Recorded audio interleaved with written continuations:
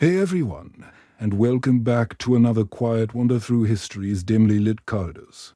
Tonight we're spending some time with the absolute worst people the Middle Ages ever managed to produce. The outlaws, the murderers, and the human disasters who somehow survived long enough to make it into the history books. Before we dive in, take a breath, dim the lights, maybe turn on a fan for that soft hum in the background. Let your mind settle into the dark, muddy calm of medieval Europe. And hey, if you genuinely enjoy these midnight journeys through the past, feel free to like the video or subscribe. No pressure, of course. History will still be weird without it. If you think your own career path has been chaotic, meet Eustace the monk, a man who started as a Benedictine cleric and somehow ended up as a pirate so irritating that both England and France tried to kill him repeatedly. Born around 1170 in northern France, Eustace joined a monastery in search of peace, humility, and all the other things that sound noble until you actually try them. After a few years of prayer and porridge, he realized he preferred the thrill of setting things on fire. So he left the monastery, robbed a few travelers, burned a few houses, and announced that God had called him to adventure. It's unclear whether God agreed. At some point, Eustace picked a feud with a noble named Renaud de Damardin, a conflict that escalated from insults to us and faster than you can say forgive us our trespasses.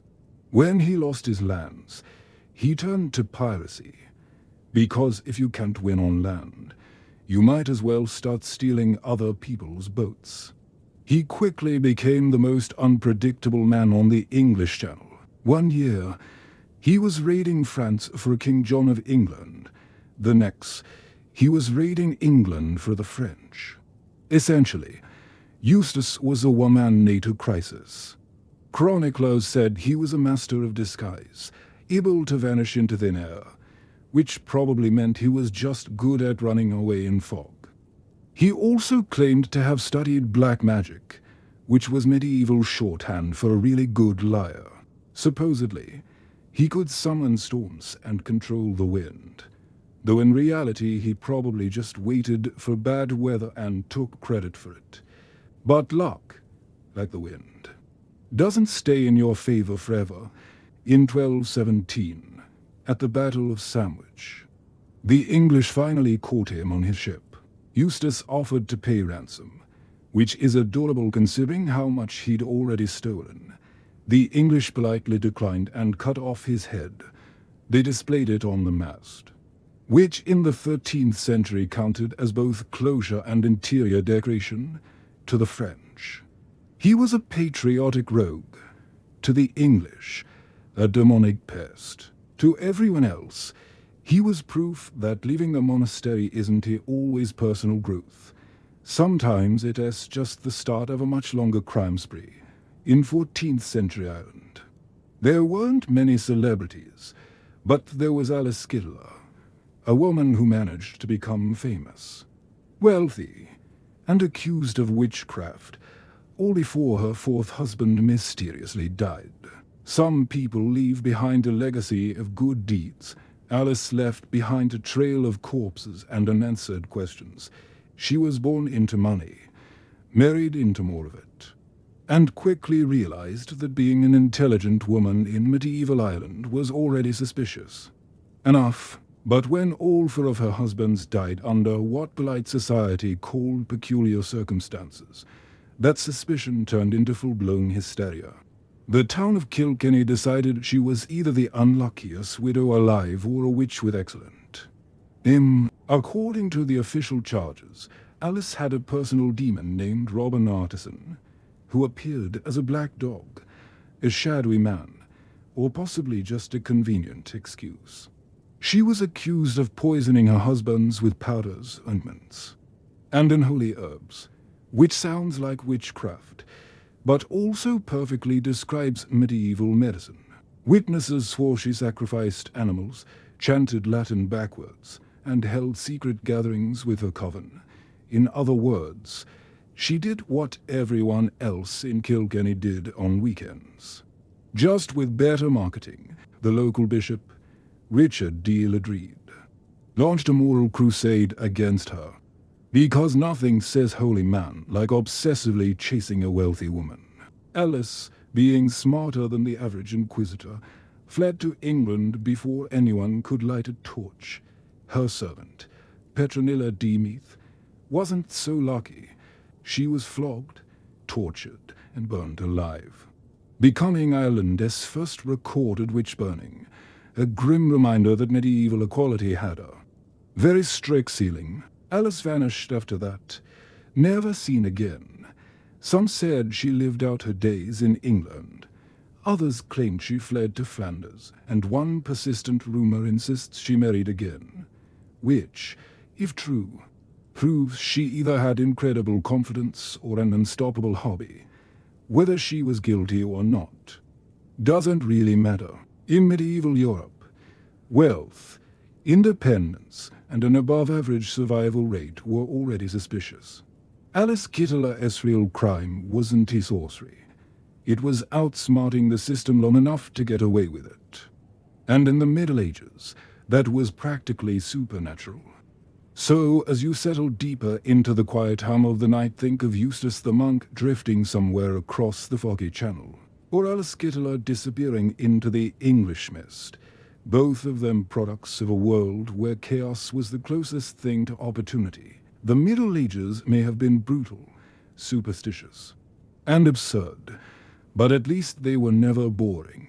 If the story of Eustace the monk made you think monks should maybe stay monks, our next character will convince you of it completely. Meet Shieldy Race. Once celebrated as one of France's greatest war heroes, a companion of Joan of Arc, and later remembered as the kind of man you would only want within several miles of a candlelit nursery. His story is what happens when medieval glory, money, and unchecked ego collide in the worst possible way. Gilles was born in the early 15th century, into a family so wealthy they could probably have built a small kingdom just to house their dinner plates. As a teenager, he fought in the 100 Years' War and rose quickly through the ranks. When he met Joan of Arc, he was captivated, not romantically, but spiritually. He rode beside her during her campaigns, defended her honor at court, and seemed, for a time, like the perfect example of chivalric virtue. But once the wars ended and Joan was executed, Gilles lost the single moral compass he ever had. What came next was a spectacular downward spiral disguised as a nobleman's retirement. He retreated to his castles in Brittany, where he built extravagant chapels, funded endless pageants, and spent his fortune faster than it could be counted. He surrounded himself with alchemists and magicians, hoping they could summon gold or the devil, whichever came first. Servants whispered about strange rituals, missing children, and candles that burned through the night. When investigators finally arrived, they uncovered evidence so gruesome that even hardened soldiers could barely describe it. Gilles confessed to everything, to murder, to witchcraft, to invoking demons in exchange for power, though some historians argue his confession was coaxed with enough threat to make anyone talk. Regardless, he was hanged and burned in 1440, a tragic, terrifying reminder of how quickly the hero of one century could become the monster of the next. People in the villages claimed that after his death, his ghost roamed the marshes calling for forgiveness. Later generations turned him into the story of Bluebeard, the nobleman who kills his wives and hides their bodies in a locked chamber. So, the next time someone tells you fairy tales are harmless, remember that some of them started with real people and a court transcript. Now, not every infamous figure in the Middle Ages was born a noble. Some were outlaws, rebels, or ordinary folks who simply decided that law-abiding citizen was a bit too boring. One of them was Hereward the Wake, a man whose name sounds like a bad translation of He's Still Awake, but whose story is anything but sleepy. Hereward was a Saxon who lived round the time of the Norman conquest, when William the Conqueror and his armoured friends decided England looked like a nice place to steal. According to the chronicles, which may or may not have been written after a few drinks, Hereward was exiled for his temper, spent years wandering Europe as a mercenary, and eventually returned home to find his family's lands taken and his father's head on a spike. Understandably, he didn't take it well. He gathered a band of rebels and set up camp in the marshes of Ely, a soggy stretch of land that looked more like soup than soil. From there, he led raids against the Normans, struck supply lines, and vanished back into the fog. He became the living embodiment of English resistance, half guerrilla fighter, half local legend. Some stories claim he single-handedly defeated an entire troop of knights. Others that he dressed as a beggar to sneak into Norman camps.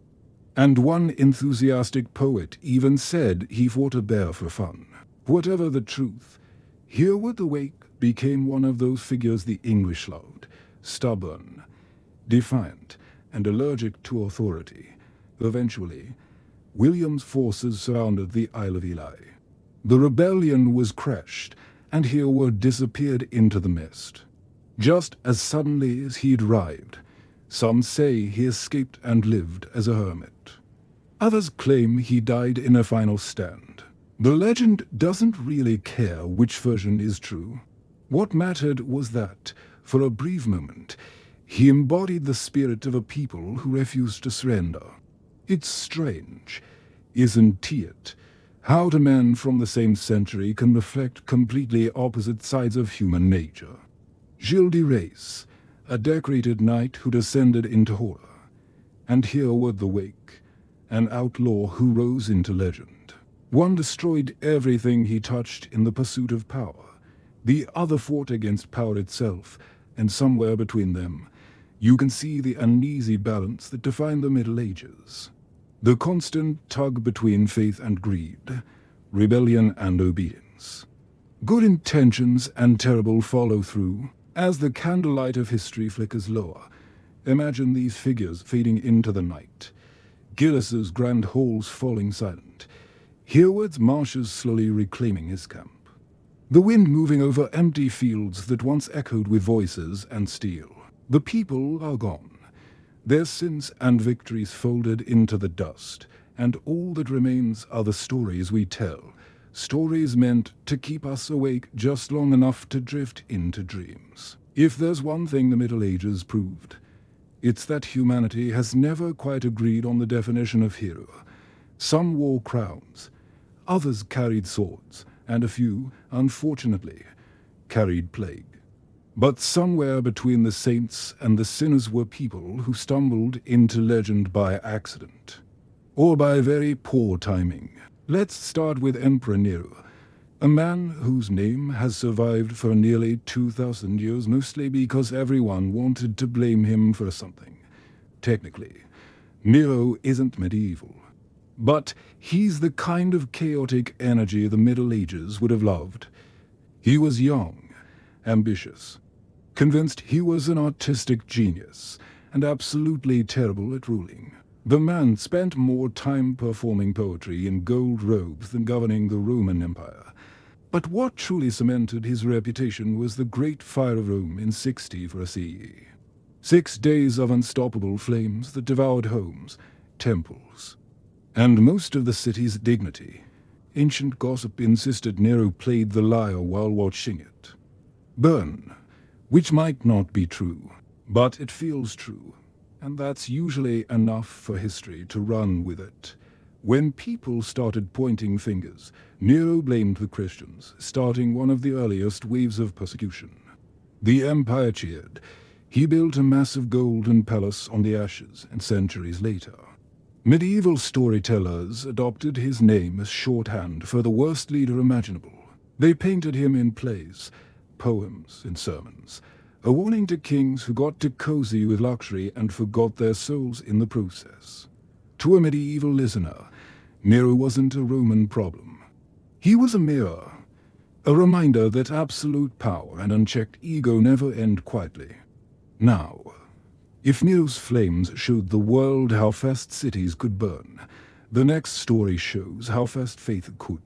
Enter Girolamo Savonarola, a Dominican friar from 15th century Florence who somehow convinced an entire city that God hated art, books, and mirrors. Savonarola started with good intentions, or at least very loud ones. He preached against corruption, greed, and the excesses of the church. His voice was raw, his eyes wild, and his sermons so terrifying that noble women fainted and merchants publicly wept. Eventually, Florence, tired of Medici luxury and papal politics, decided maybe this wild-eyed friar was onto something. He took control of the city, outlawed gambling, silenced music, and demanded that people purge themselves of vanity. Then came his most famous event, the Bonfire of the Vanities, where citizens threw their sinful possessions into massive flames, paintings, jewelry, playing cards, even cosmetics. Imagine the entire Renaissance hitting delete on its own progress. All because one man shouted loud enough. But of course, moral revolutions have a short shelf life. People grew tired of living in constant guilt, and the Pope grew tired of being insulted from the pulpit. Savonarola was excommunicated, tortured, and burned in the same public square where he'd once burned everyone else's treasures. The irony. Would we been lost on no one? If irony hadn't he already been banned? 2. It's easy to mock him now, but his story sits right at the heart of a question that haunted medieval Europe. Where is the line between belief and obsession? How much purity can a society handle before it burns everything beautiful to prove it deserves? Saving, by the time Savonarola's ashes drifted into the Florentine sky. Europe was changing. The old world of knights and kings was fading into one of scholars and merchants. But not everyone was ready to move on. Some people preferred the familiar comfort of fear. And no one sold fear quite like a medieval preacher in the early 1500s. Traveling friars roamed the countryside warning villagers that the end was near. Comets meant divine wrath. Earthquakes were messages from below. And if your cow stopped giving milk, clearly the devil had moved in. People lived in a constant state of anxious faith, certain the world could end any moment, but also that buying an indulgence might delay it. It's no wonder that, amid this atmosphere, the Renaissance felt like both a dawn and a hangover. The art got brighter, the science sharper, but under the surface, the same old fears kept humming. Fear of sin, fear of death, fear of what waited in the dark. When you think about it, maybe that's what defines history most. Not the wars or inventions, but the quiet, relentless ways people tried to make sense of their own existence. For some, it was through faith. For others, rebellion. And for a few, through the kind of dramatic public bonfire that made future historians shake their heads and whisper, well, that escalated quickly. So, as the night drifts deeper and the sounds of the past grow soft again, picture Florence under its smoky sky, gold jewelry melting beside torn manuscripts. The echo of church bells fading into silence. Power burned, beauty burned, belief burned, and still, humanity kept on waking up the next morning, wondering what it had all meant. By now, you might be wondering if there were any people in history who weren't either burned, cursed, or decapitated. And yes, a few of them even tried to do something good. Though, as you'll soon see, even good intentions didn't stand much of a chance in the Middle Ages. Take Joan of Arc, for instance. She was born in 1412, in a small French village so quiet it probably had more cows than people. By the time she was 13, she claimed to hear voices. Not the kind you get after too much meat, but holy voices, angelic ones telling her that she was chosen by God to save France from English occupation. Most girls her age were learning to milk goats. Joan decided she was going to end a war. When she arrived at the court of the Dauphin, the future King Charles VII, the French nobles laughed. A teenage peasant girl claiming divine military orders. It sounded like a bad joke. But then Joan began to speak, calmly, with conviction so deep it silenced every man in the room. Whatever else she was, she believed every word she said. And for a while, that belief was enough to move an army.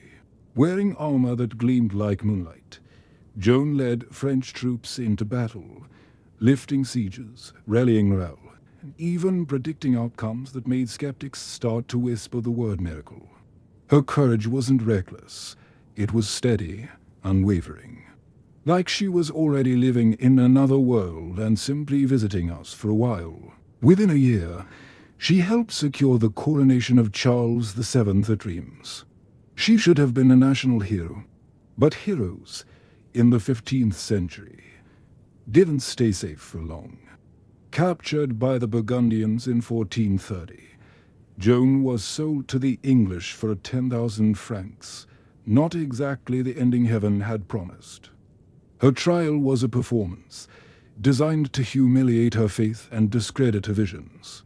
Dozens of scholars questioned her for months, twisting her words, accusing her of heresy, witchcraft, and worse. But even as they tried to break her, she never gave them what they wanted. When they asked if she was in God's grace, she replied, "If I am not, may God put me there, and if I am, may God so keep me." It was the kind of answer that left her judges fuming and history forever impressed. In 1431, she was burned at the stake in Rouen marketplace. Witnesses said she didn't cry out. One soldier claimed he saw a dove rise from the flames. Another said he found her heart untouched by the fire. Decades later, the same church that condemned her declared her innocent. Centuries later, she became a saint. Humanity took for 100 years to admit that maybe, just maybe, they shouldn't have burned the teenage girl who saved her country. But for every Joan, there was a Vlad the Impaler. Proof that courage and cruelty could sometimes share the same face. Born in 1431 in Wallachia, modern-day Romania, Vlad grew up surrounded by betrayal. His father was assassinated, his brother was buried alive, and his childhood was spent as a political hostage in the Ottoman Empire. When he finally returned home, he decided mercy was a luxury his enemies couldn't afford. Vlad's favorite punishment was impalement, a slow, excruciating method that earned him his famous title. He used it not just on criminals or rivals, but on anyone who crossed him, from enemy soldiers to uncooperative peasants. By some accounts, entire fields were filled with the dead, their bodies swaying gently in the wind while he ate dinner nearby. It is hard to tell how much of that is truth and how much is propaganda. Both his friends and foes exaggerated wildly. But either way, he became a legend so dark it would one day inspire the name Dracula. And yet, here's the strangest part. To many of his people, Vlad wasn't a monster. He was a hero who defended his homeland against invaders, who refused to bow to the Ottomans, who brought order, brutal, yes, but effective, to a chaotic land. For every horrifying tale of his cruelty, there's another of his strict justice. One story claims that a golden cup was left in the town square of Targovec for anyone to drink from, and no one dared steal it. For a ruler who governed by fear, that was the closest thing to peace he could offer.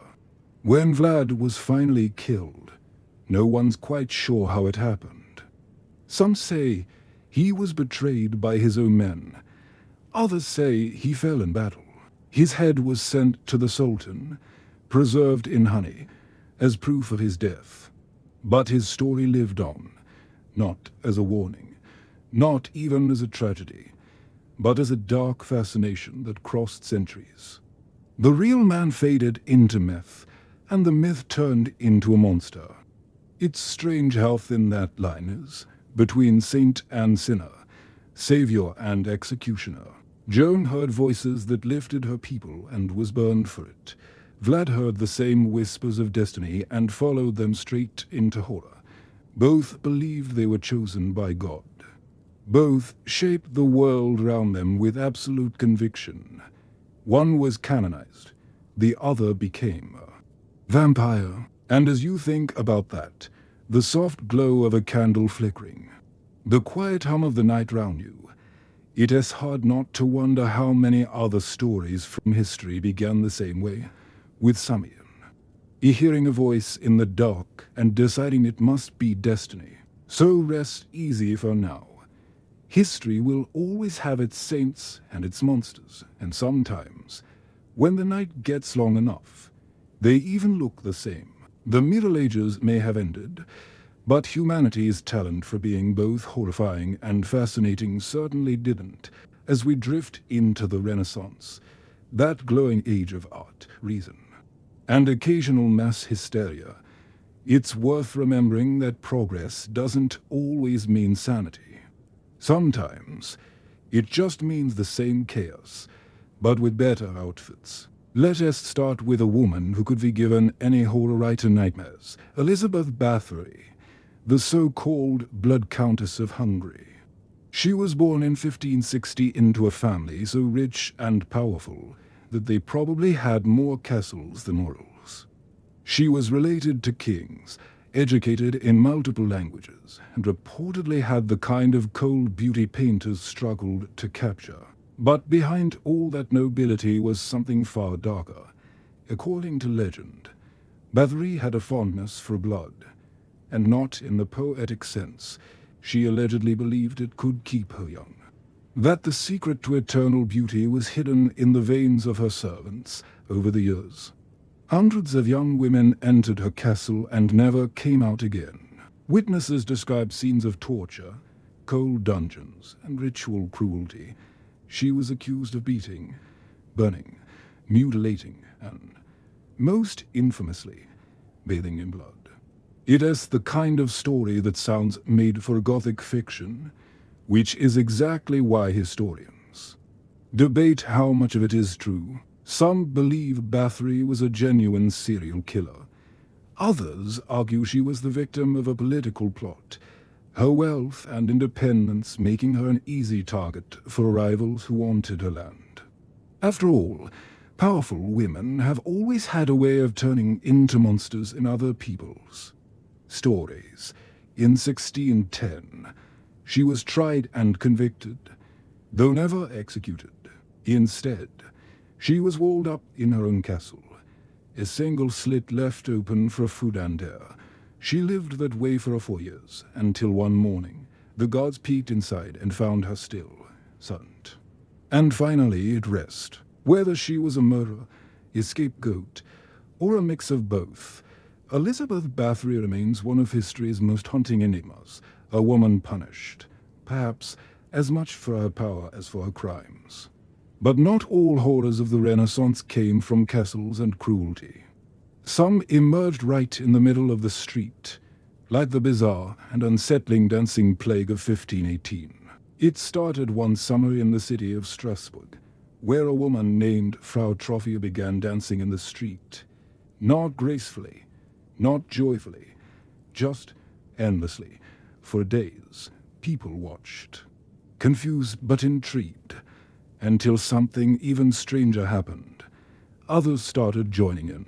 Within a week, dozens of people were dancing non-stop, their feet bleeding, their faces pale, unable to stop even when they wanted to. The authorities were baffled. Doctors called it hot blood. Priests blamed divine punishment.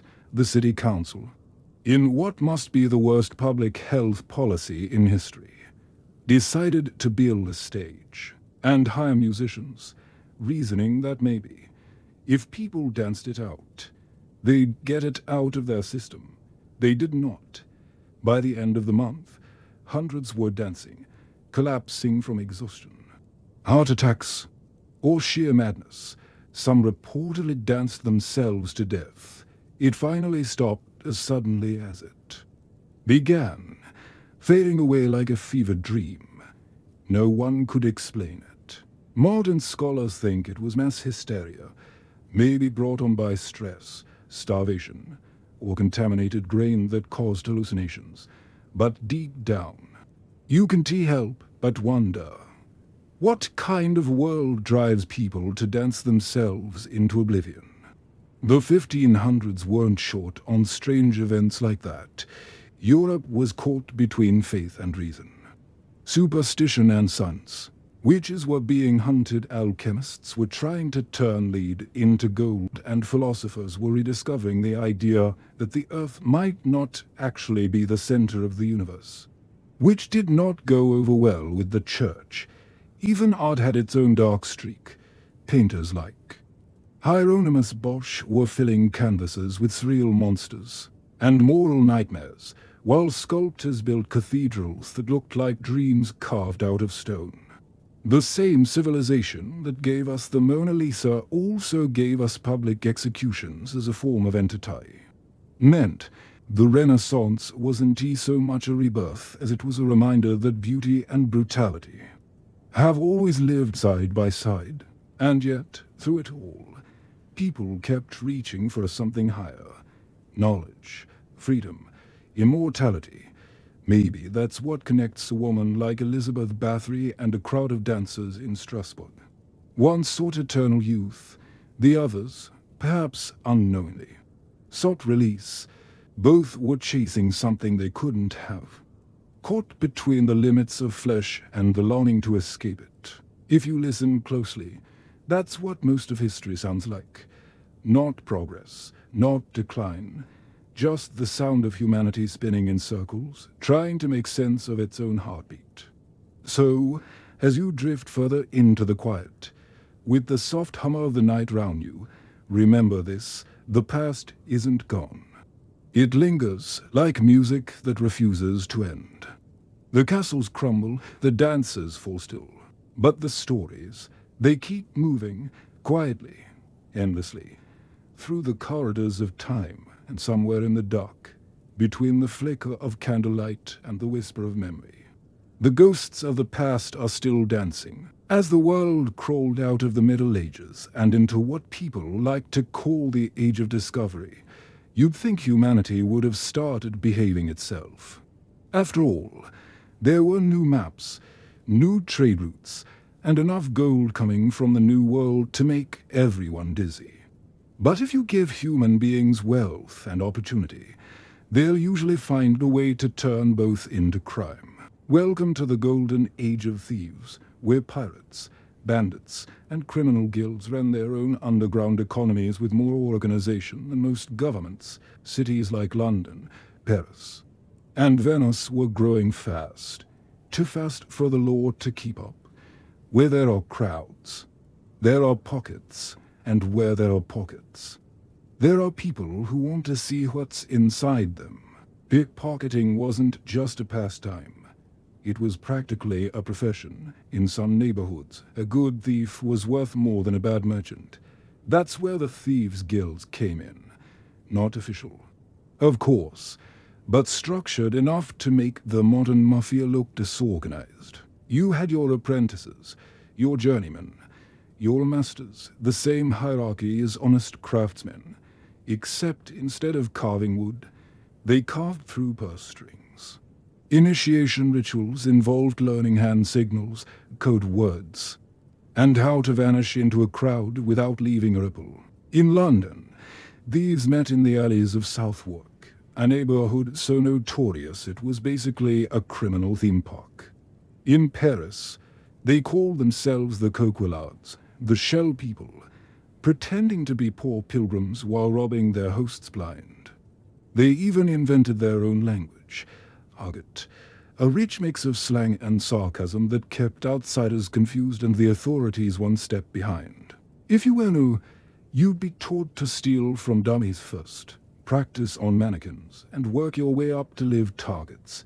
If you failed, punishment was harsh, sometimes a lost hand, sometimes just disappearing.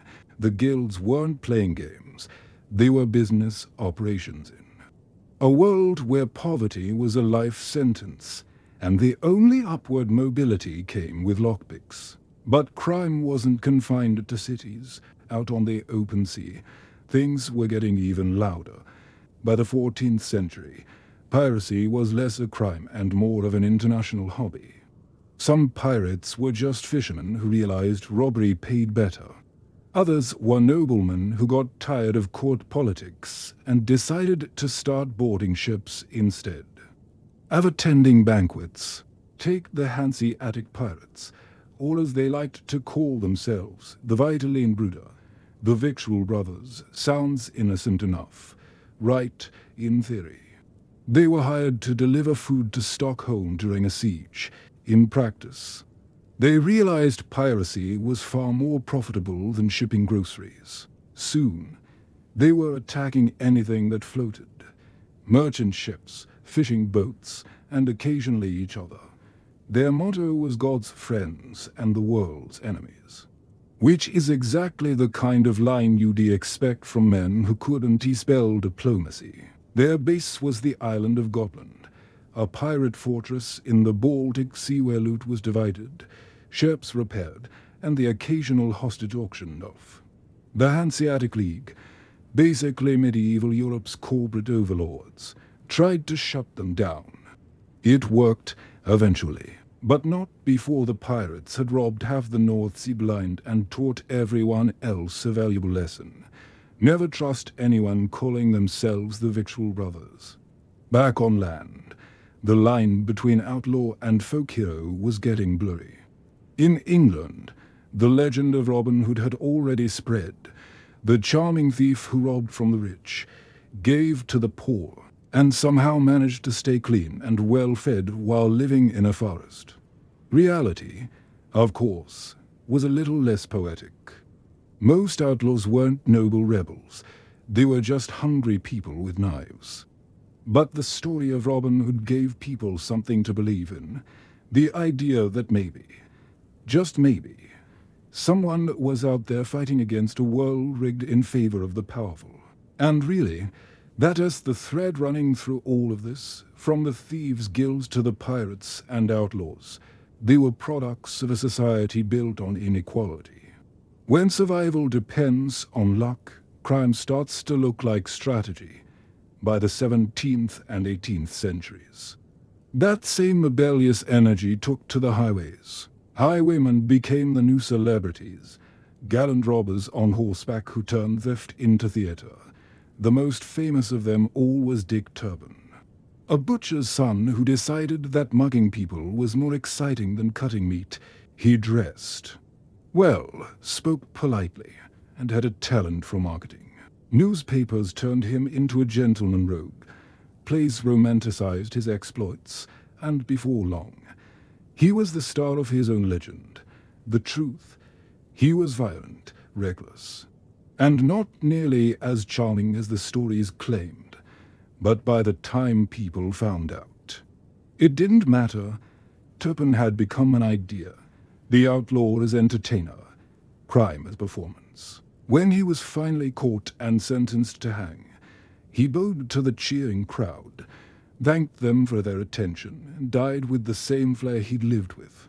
A thief, yes, but one who understood something few people ever do in history.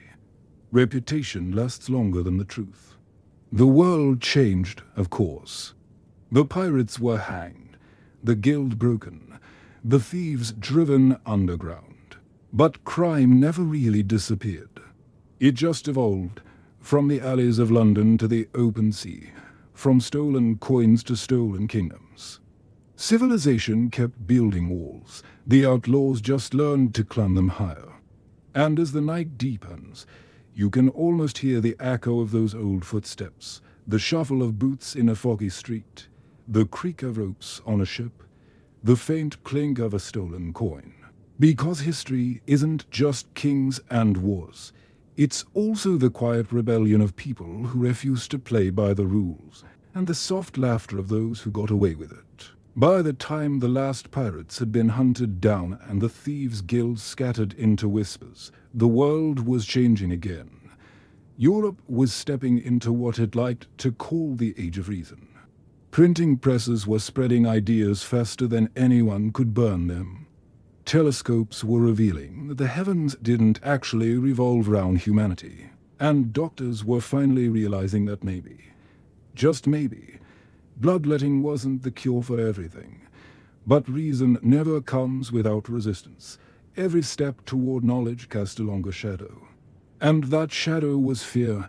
The late 1500s and 1600s became the stage for one of humanity's strangest and darkest obsessions, the hunt for witches. Now, witchcraft wasn't a new idea. Every village had its stories of wise women, midwives, or lonely healers who were a little too good at herbs or a little too unlucky with neighbors.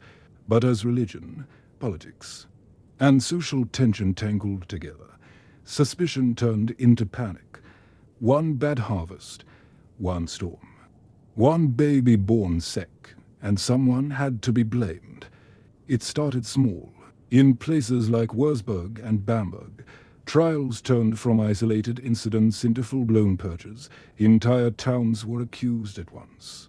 People were tortured into confessions that made no sense, flying, consorting with demons, dancing with the devil at midnight feasts. The questions were designed to trap you. If you denied witchcraft, you were lying. If you confessed, you were guilty. The logic was flawless in its cruelty. Some historians say that up to 60,000 people across Europe were executed for witchcraft between the 15th and 18th centuries. The victims were mostly women, poor, widowed, or simply inconvenient. Others were scholars or clerics who said the wrong thing to the wrong. Inquisitor.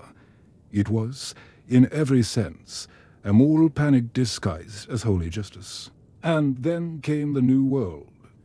When the Puritans crossed the Atlantic, they brought more than their faith.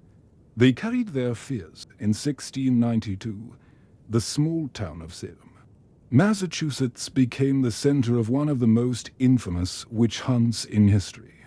It began with two young girls acting strange, twitching, screaming, speaking in tongues. The local doctor decided it wasn't illness, so of course it had to be witchcraft. Within weeks, neighbors were accusing neighbors, families turning on each other.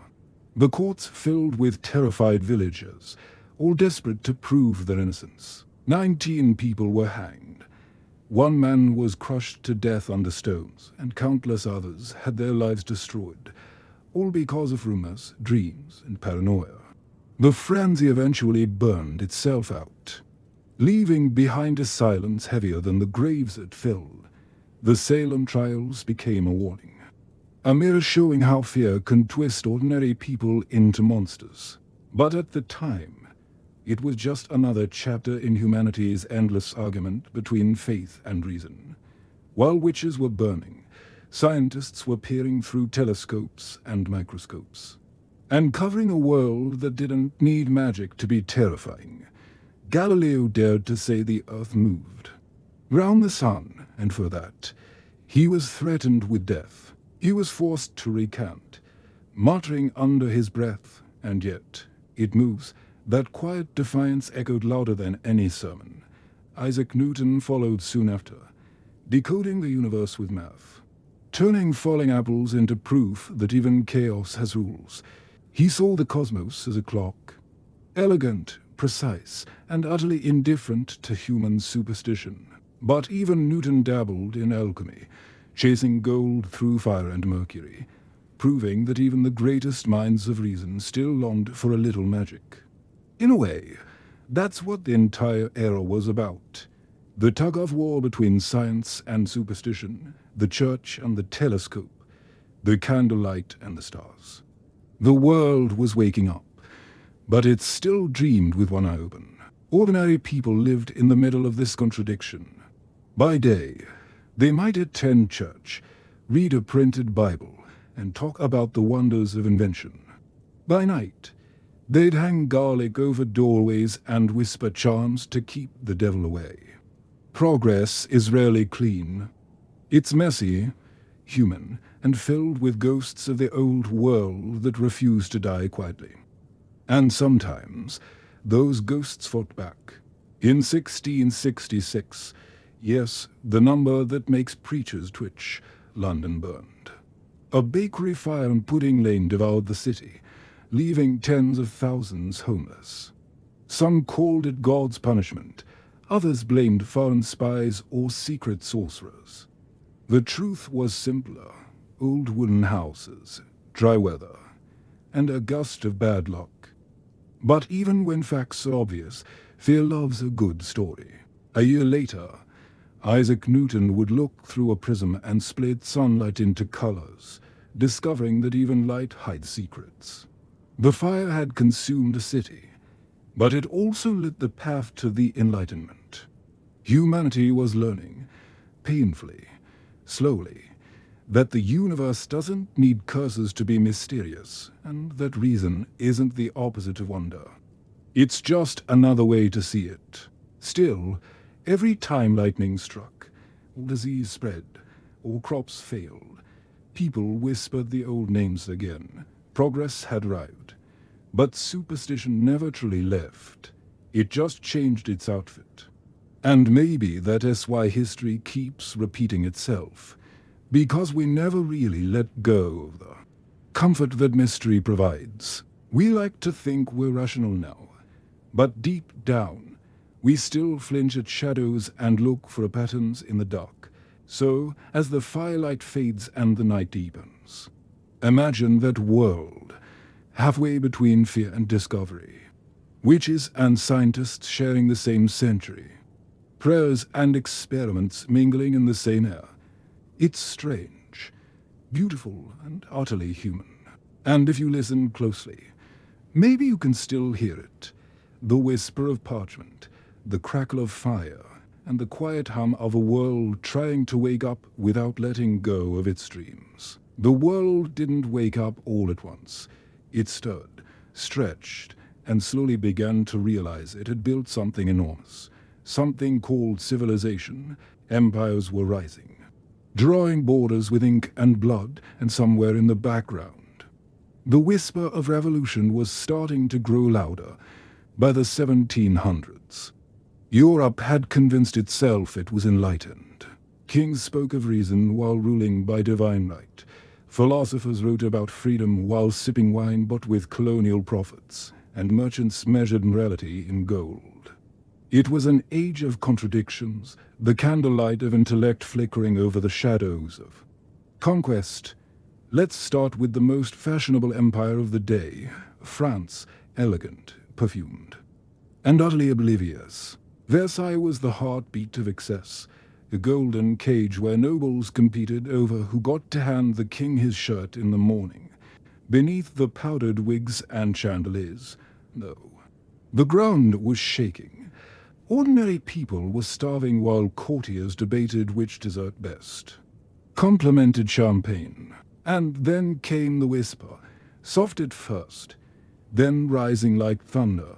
Liberté, eagle-eyed, fraternite. The French Revolution wasn't born out of ideology. It was born out of hunger. Bread was too expensive, taxes too high, and patience too thin. When the Bastille fell in 1789, it wasn't just a prison being stormed. It was centuries of frustration exploding all at once. Heads rolled, literally. The guillotine became the great equalizer. It didn't care if you were a duke or a peasant. One clean drop, and everyone was suddenly the same height. Revolution promised liberty, but what it delivered was chaos. Mobs in the streets, paranoia in the air, and the strange realization that freedom, when unshackled all at once, can be just as terrifying as tyranny. Out of that chaos rose a small man with a large hat. Napoleon Bonaparte, The soldier who decided that if kings couldn't rule wisely, he'd just replace them all himself. He marched across Europe like it was a chessboard, rewriting borders and rewriting destiny for a while. He actually believed he was building a rational empire. Laws, education, merit, logic. And then, as always, ambition ate reason alive. The wars swallowed millions. The empire that claimed to bring enlightenment brought instead a new kind of darkness, organized, disciplined, mechanical. Napoleon's fall in 1815 left Europe exhausted. But the world he helped shape refused to rest. Revolutions spread like sparks, from Haiti to South America, where leaders like Simon Bolivar tried to carve freedom out of the bones of colonial rule. In America, the idea of liberty was already old news, though conveniently, it still didn't apply to everyone. The 18th and 19th centuries were a contradiction in motion. On one hand, they gave birth to democracy, science, and human rights. On the other, they perfected slavery, imperialism, and industrial misery. Factories replaced fields, children worked under machines, and soot painted every city sky a permanent gray. It was the Industrial Revolution, and it changed everything. Coal became the new currency, steam the new god. Men who once worked the land now lived by the rhythm of factory bells. The cities grew taller, louder, and more sleepless. At night, the new gas lamps flickered in streets where once there had only been stars, tiny flames that made the darkness seem smaller. Even if the fear never really went away, but progress always comes with ghosts, the same hands that built the machines were crushed by them. The same iron rails that carried goods also carried soldiers, and the same science that cured diseases began building weapons capable of wiping out towns. Humanity had learned how to control nature, and immediately started using it against itself. The British Empire, fueled by steam and self-confidence, spread across the world. Calling it civilization, it brought railroads, schools, and newspapers, but also famine, exploitation, and centuries of resentment. The sun, they said, never set on the British Empire. But what they didn't mention was that it also never set on its shadows in India, Africa, the Caribbean.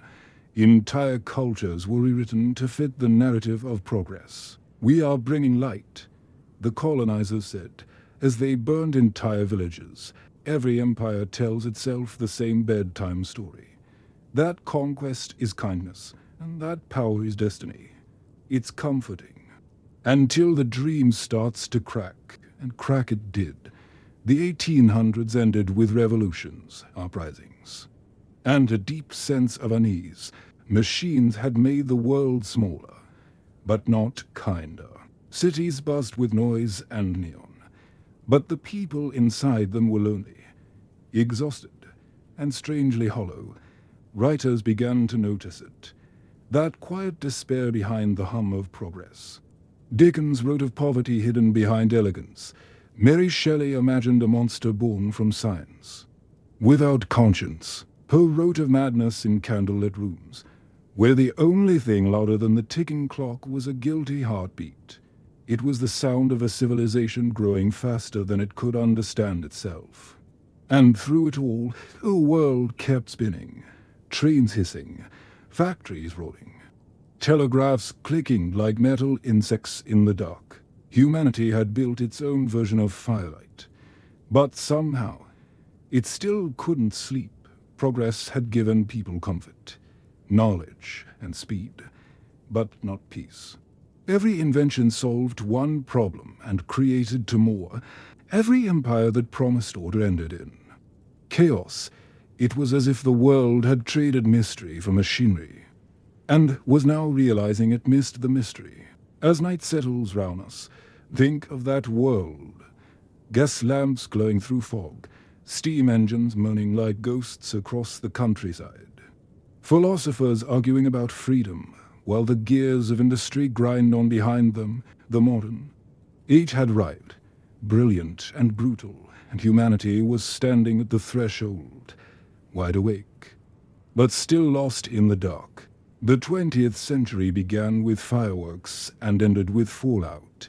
Humanity had mastered the art of building and was about to learn, all over again, how easily it could destroy. At the dawn of the new century, the world was humming with possibility.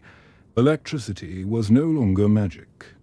It was just another bill to pay. Automobiles coughed their way down cobblestone streets. Airplanes stitched the sky with thin, trembling lines of courage. The future felt tangible, close enough to touch, bright enough to blind. Cities were alive, glowing, bustling, sleepless. The night had finally been conquered. Or so people thought. Neon replaced the stars, and for the first time in history, darkness wasn't a threat. It was an aesthetic. The 1900s promised comfort, science, progress. All the things the past had fumbled toward, but never quite grasped, and then 1914 happened. The Great War. The war to end all wars, which, of course, did no such thing. It began with a single bullet in Sarajevo and spread like wildfire across continents. Men who had grown up reading about knights and honor found themselves knee-deep in mud, surrounded by gas, barbed wire, and the endless sound of artillery. It was the first industrial war, fought not with swords or muskets, but with machines designed to erase faces, names, and nations. Trains carried soldiers to the front like cargo. Typewriters recorded death tolls.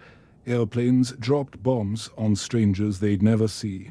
The poetry of progress had turned into mechanical despair.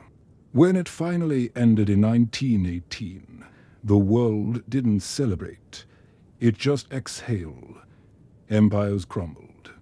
Borders redrew themselves, and an entire generation vanished into the smoke. They called it peace, but it felt more like a pause. The 1920s arrived dressed in glitter, jazz, art, rebellion. Cities pulsed with rhythm. Women cut their hair short, and the old world pretended not to notice that it was dying. People danced harder, drank faster, and tried to forget the trenches. They called it the Roaring Twenties, but underneath the music was a nervous heartbeat. You could feel it, the sense that something was still wrong, something unfinished. Then the markets crashed, and the illusion cracked like glass. The Great Depression swept across the world like a slow storm, silent, grey, and merciless. Factories closed, families starved, and men who once built empires stood in breadlines. The same machines that had promised salvation now stood cold and useless. It was a global lesson in how fragile progress really was. And as desperation spread, so did something darker. Out of fear came dictators, men with loud voices and easy answers. In Italy, in Germany, in Russia, leaders rose who promised order, pride, and revenge. They spoke to wounds that had never healed, and the world, tired of chaos, listened. The 1930s were a drumbeat, steady, ominous, impossible to ignore, and by 1939, the rhythm broke open again. World War II wasn't like the first. It wasn't about kings or colonies. It was about ideology, a war over what humanity believed it was. It swallowed everything, cities, oceans, morality itself. It was fought on land, in the air, under the sea, from frozen fields to deserts, from bunkers to boardrooms. When it ended in 1945, the world was no longer innocent enough to pretend it understood itself. Hiroshima and Nagasaki burned a new word into human history, atomic. For the first time, mankind realized it could end everything with a single decision. Progress had outgrown its leash, and yet, in the ashes, life went on. That's the strange, Stubborn truth about humanity. It keeps moving. Rebuilding. Forgetting. Dreaming. The second half of the century became an experiment in opposites. Half the world built highways and suburbs. The other half built walls and iron curtains. The Cold War began, a strange kind of peace that felt more like holding your breath. Two superpowers glared at each other across oceans, armed with enough firepower to erase the planet, but too afraid to blink. Underneath the tension, came invention. Rockets reached space. Satellites whispered from orbit.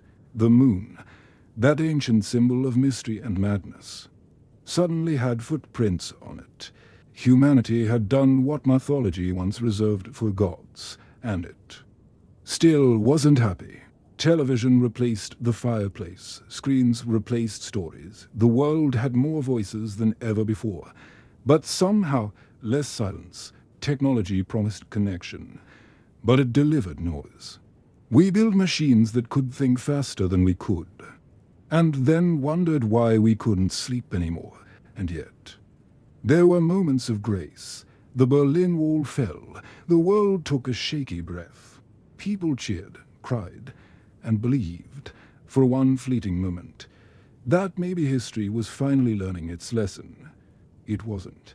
Wars changed shape, becoming quieter, smarter, digital. Empires turned into corporations. Kings turned into algorithms. The New World Order was invisible.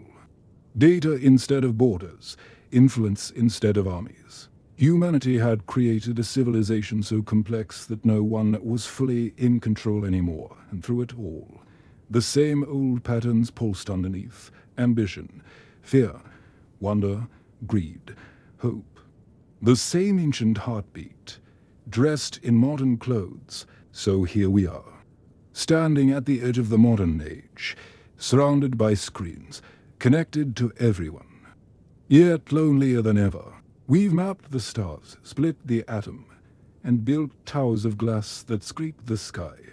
But deep down, we're still the same species that once told stories by firelight to keep the darkness away. Progress didn't erase our fears, it just gave them Wi-Fi. So as you lie here, listening, imagine the world spinning quietly below the hum of satellites, cities glowing like embers, oceans whispering against forgotten shores, and history still unfolding in the background, soft as breathing. Because even now, after all the wars, all the empires, all the inventions, humanity is still awake, restless, staring into the dark, trying to remember how to dream. History never really ends. It just folds itself into quieter shapes, waiting for someone, somewhere, to wake up and repeat it. The wars fade, the names change, the monuments crumble, and still, we keep going. Humanity has a strange habit of treating the past like a bedtime story, one we never quite finish but keep retelling, hoping this time we'll understand the moral. The truth is, most of history was never about kings or revolutions.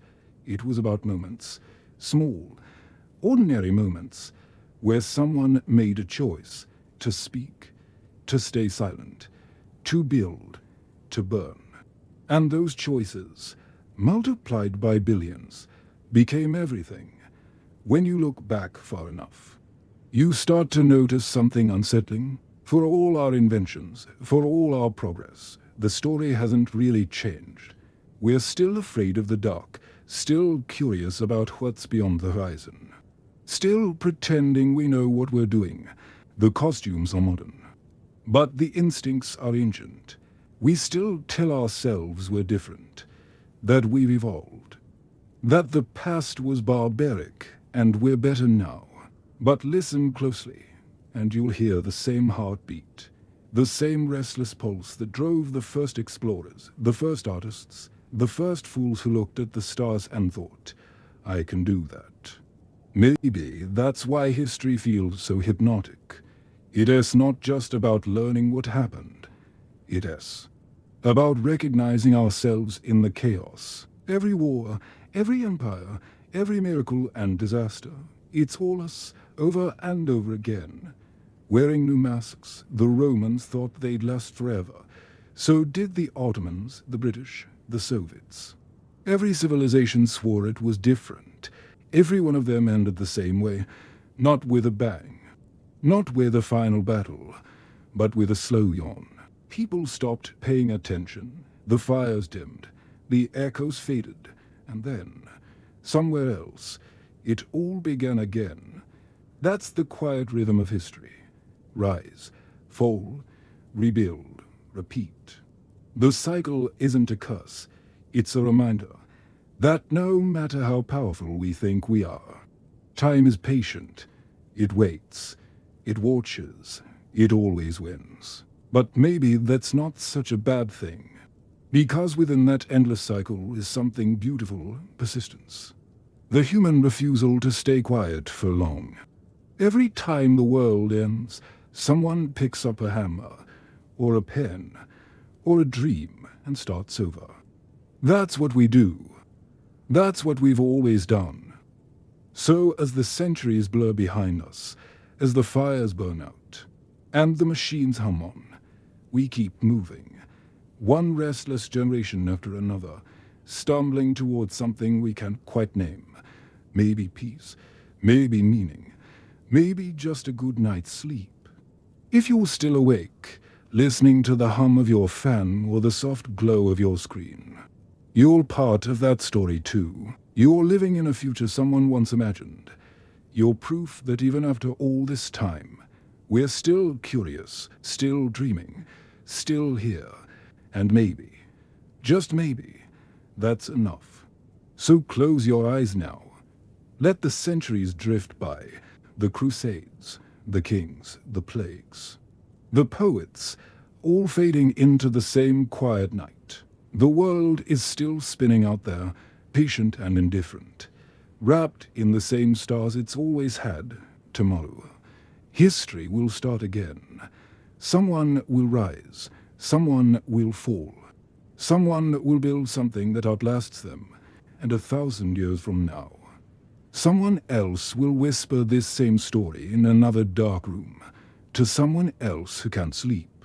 And when they do, it'll sound just like this, calm, familiar, and softly human, because history, in the end, isn't about the noise, it's about the silence that follows. The quiet moments between empires, the breath before a new beginning, and now. It's time to rest. The fires are out, the stories are told. The night is yours, sleep well. By the time the North Sea pirates settled down, they'd somehow managed to turn the coastline into a pirate republic, complete with taverns, makeshift loot markets, and, judging by the records, some of the worst seafood in European history. By the early 1400s, they'd become a kind of medieval startup of chaos, plundering ships one day, selling stolen goods to bishops the next. Even the Teutonic Knights tried to get rid of them, which went exactly as you'd expect. Holy men in heavy armor attempting to outdrink and outfight professional criminals with axes. Spoiler, the Knights did not win that customer service interaction. Eventually, the mighty Hanseatic League decided they'd had enough and united their fleets to crush the pirates once and for all. The battles were short, brutal, and very bad for anyone who couldn't swim. Those who were captured met their end publicly, not out of moral outrage, but because the merchants were just tired of filling out insurance paperwork. Still, the legend of the sea wolves lived on, cruel, clever, occasionally patriotic if the paycheck was good enough. And they taught Europe an important lesson: feed pirates long enough, and eventually, they stopped delivering and start dining on you instead. If Netflix existed back then, the next man would have had his own true crime series, probably titled Witchcraft, Murder, and Terrible Life Choices. His name was Peter Niz, a wandering bandit from 16th century Germany who took grey criminal, to new and deeply. Concerning heights, he started small: robbery, theft, the occasional stabbing. But business was competitive, so Peter, ever the innovator, decided to diversify. His new niche: satanic serial murder, because apparently medieval crime had a marketing department. According to the pamphlets of the time, basically the tabloids of the Middle Ages, Niers murdered over 500 people, including pregnant women whose unborn children he supposedly used in dark rituals. The number alone is absurd. He'd have needed a payroll system just to manage that many victims. But whether or not the statistics were true, the terror he caused was very real. They said he carried a bag filled with magical items and born hearts, candles made from human fat, and probably a few snacks he forgot to label. Locals swore he could shapeshift, turning into animals to escape capture. Sounds ridiculous, sure, but remember, this was a time when people thought frogs were demonic and comets were angry angels. The church and state both launched massive hunts for him. Yet, Niers kept slipping through their fingers, bribing innkeepers, beggars, and fellow criminals with stolen goods. Among peasants, he was both horrifying and strangely admirable, a man who defied both God and the government, and somehow survived doing it. But crime, like medieval plumbing, always ends badly. In 1577, Niers was captured once, escaped, and embarrassed the authorities so much they executed his accomplices twice, just to make sure someone paid for it. Years later, he resurfaced, only to be caught when an innkeeper noticed his suspiciously cursed-looking bag. His final days were not merciful. He was tortured for 2 days, broken on the wheel, and finally dismembered, because medieval Europe believed closure required a lot of screaming. The crowd cheered, partly for justice, mostly for the entertainment. It was, after all, 1581, and there was no Netflix. Whether he was a true black magician or just a very imaginative murderer, Peter Niers became a legend, the kind of man whose existence made priests pray harder and executioners request overtime pay. Then came Robert of Reedsdale, a rebel who looked round at the mud, hunger, and taxes of England and said, "You know what?" No, it was 1469, the middle of the Wars of the Roses, basically England's long-running family feud over who got to ruin the economy next. While nobles killed each other in decorative armor, the peasants were left broke, starving, and one tax away from total rebellion. Robert stepped into that chaos. Some say he was a knight, others a soldier, and one chronicler simply called him an angry man with influence, which honestly describes most of medieval England. Whatever his origin, Robert rallied thousands of peasants and farmers under his banner, not with promises of freedom or justice, but something far more relatable: revenge on people who overcharged them for bread. The rebellion of Reedsdale tore through northern England like a rumor you can't fact-check. Castles were raided, manors burned, and officials got dragged out of their homes for the medieval version of a performance review. The peasants marched south, shouting slogans about reform, though let's be real, most of them probably just wanted lunch. And for a moment, it worked. Lords panicked. The royal court trembled. Then the royal army showed up and reminded everyone why enthusiasm isn't a substitute for armor. The rebellion collapsed in days. Survivors were hanged, villages punished, and the world went back to being run by people who could afford not to work. Robert's fate remains a mystery. Executed, assassinated, or simply vanished back into the mud he came from. His rebellion failed, but his message echoed quietly through English history. Even in a God-ordained hierarchy, There are limits to how much exploitation a man can take. Robert didn't win, but he reminded the crown that pitchforks, in sufficient numbers, still count as weapons. Before James Bond, before the Mafia, before your favorite streaming anti-hero, there were the Assassins of Alamet, a group so terrifying their name became a permanent word in every language. Today, assassin means killer. Back then, it meant someone who could make a king lose sleep for the rest of his life. It started in 11th century Persia. A brilliant and obsessive man named Hassan Isabar decided that the Muslim world needed more order and fewer people who disagreed with him. So he did what any overachiever would. He seized a mountain fortress called Alamet, the Eagle's Nest, and founded one of the world's first organized secret societies. Their enemies called them the Hashashin, claiming they used hashish before missions, a smear likely made up by people who didn't enjoy getting stabbed mid-meal. In truth, they were disciplined, educated, and frighteningly patient.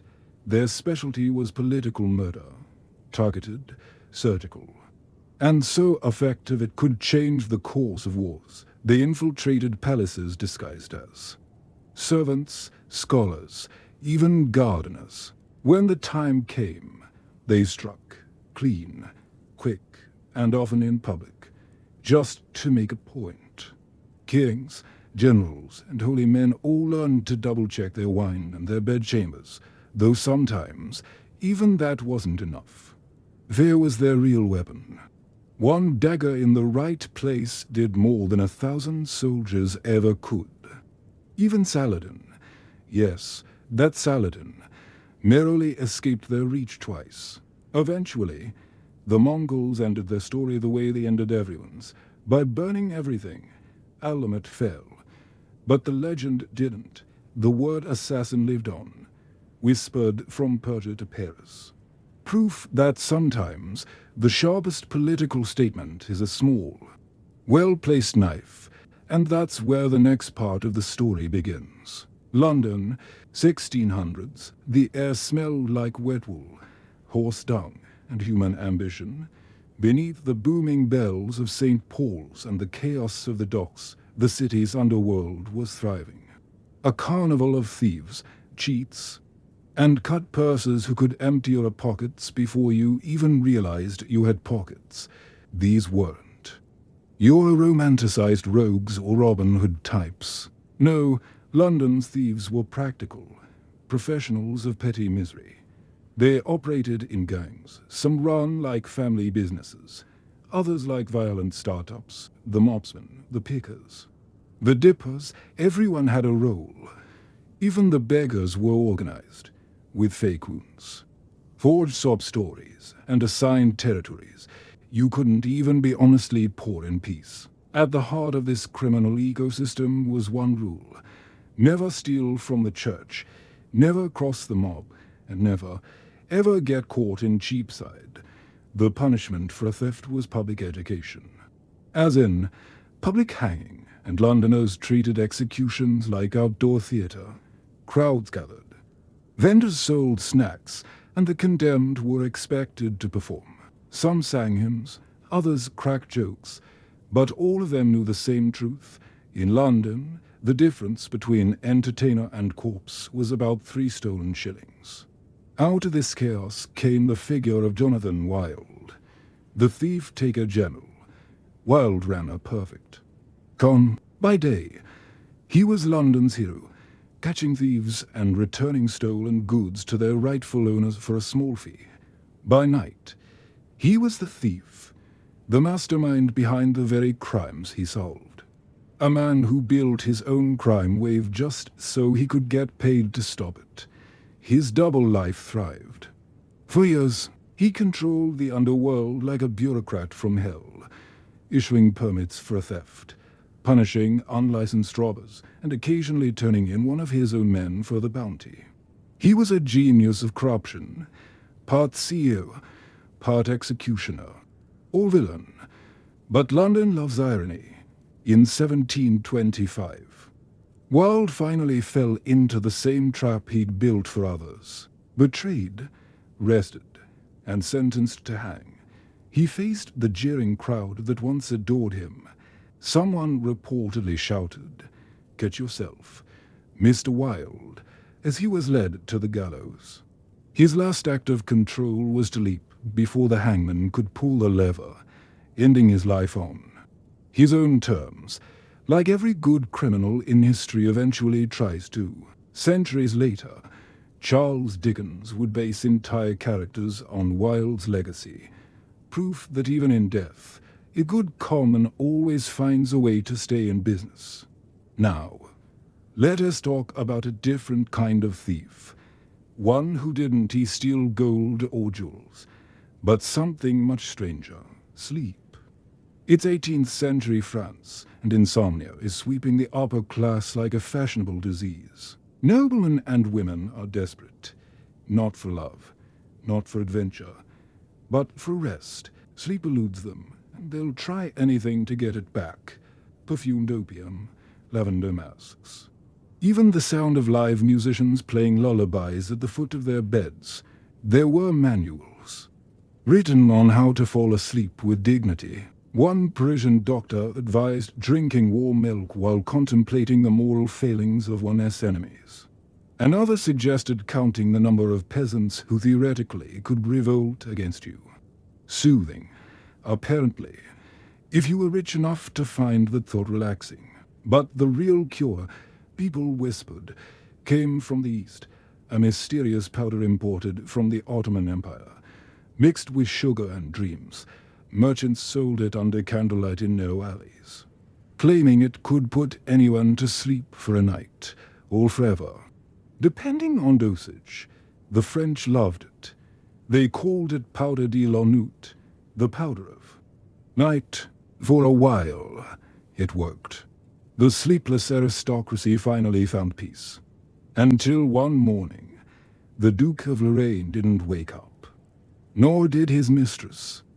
Nor did the servants who'd sampled the leftovers. The powder had turned from cure to curse. Authorities investigated, but the cellars were long gone, vanished, like dreams themselves. And thus began France's obsession with sleep and its cost.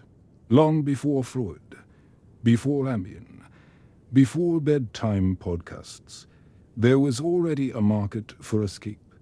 Across the Channel, in England, the sleepless had other ways to cope. Some hired watchers, paid servants whose only job was to stay awake beside their beds, ensuring safety through the night.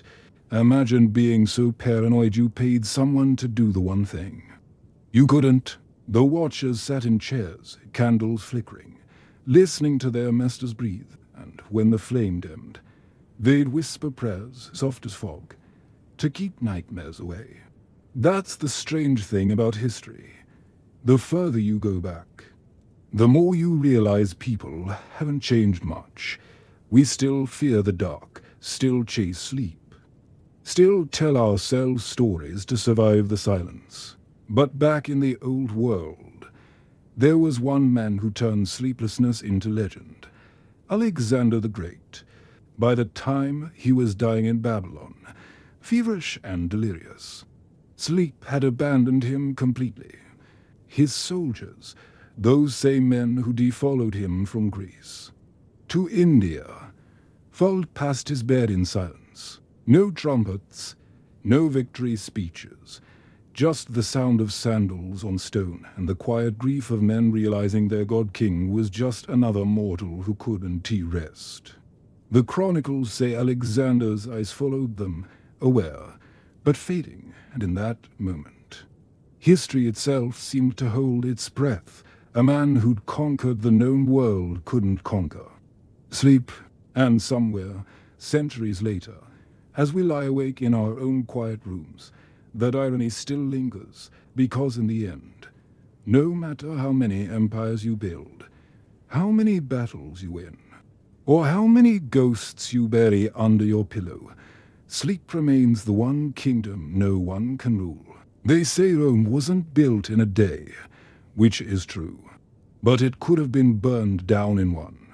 It's easy to picture the glory, the marble, the legions, the endless speeches about virtue from men who had none. But beneath the gold and empire, Rome was a sleepless city. Fires, feasts, conspiracies. It was a place that never shut up. Even the gods probably asked for a noise-cancelling clouds. Every Roman street had its own rhythm. Taverns spilling songs and vomit, philosophers arguing in the alleys, dogs barking at shadows that might have been senators. The rich slept behind stone walls guarded by slaves who probably dreamed of leaving the doors. Unlocked, the poor, meanwhile, slept wherever the rats weren't. And yet, somehow, through centuries of chaos, the city endured, partly because the Romans had one unmatched skill, turning misery into spectacle. Take Emperor Nero, for example. The man fancied himself a musician, actor, and poet, which was unfortunate, because the rest of Rome fancied him a lunatic. When the Great Fire of 64 CE swept through the city, rumor had it Nero stood on a balcony, plucking a lyre and singing about the fall of Troy. Probably not true, but it felt right after the fire. Rome smoldered, thousands dead, neighborhoods gone. Nero promised to rebuild. But first, he needed a scapegoat.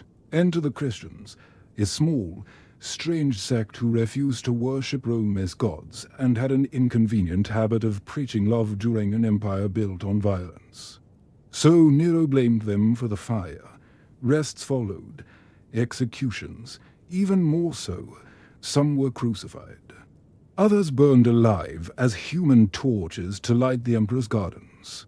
Imagine walking through an imperial party lit by the screams of martyrs. Rome called it justice. History calls it foreshadowing. Centuries later, people would still argue whether Nero started the fire. But really, it didn't matter. The flames had done their work.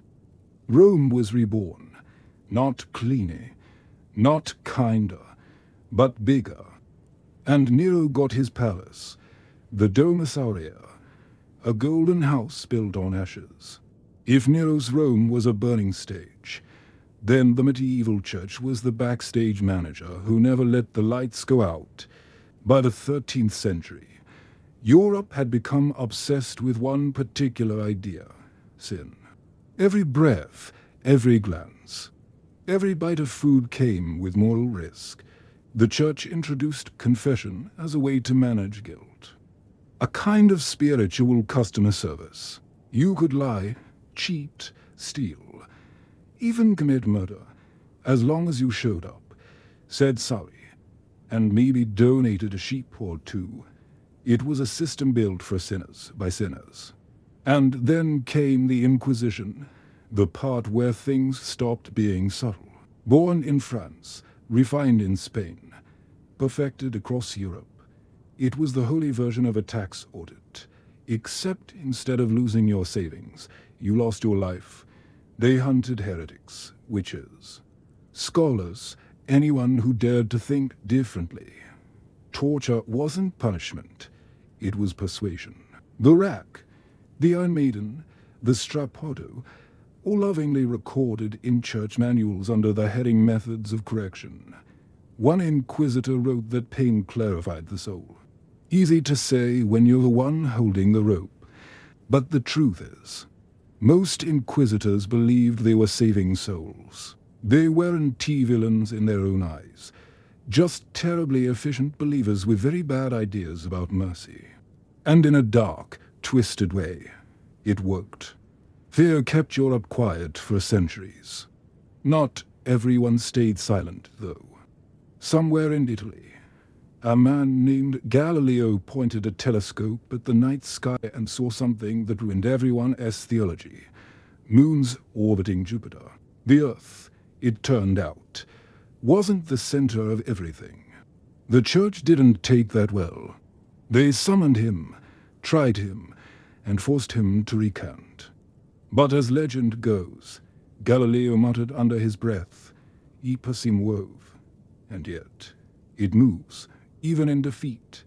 He was right. The earth spins, the stars shift, and truth has a funny way of surviving censorship.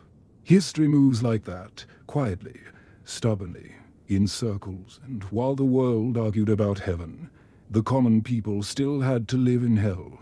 Famine, plague, war, the usual. The Black Death hit in waves, turning entire towns into ghost stories. In England alone, half the population vanished.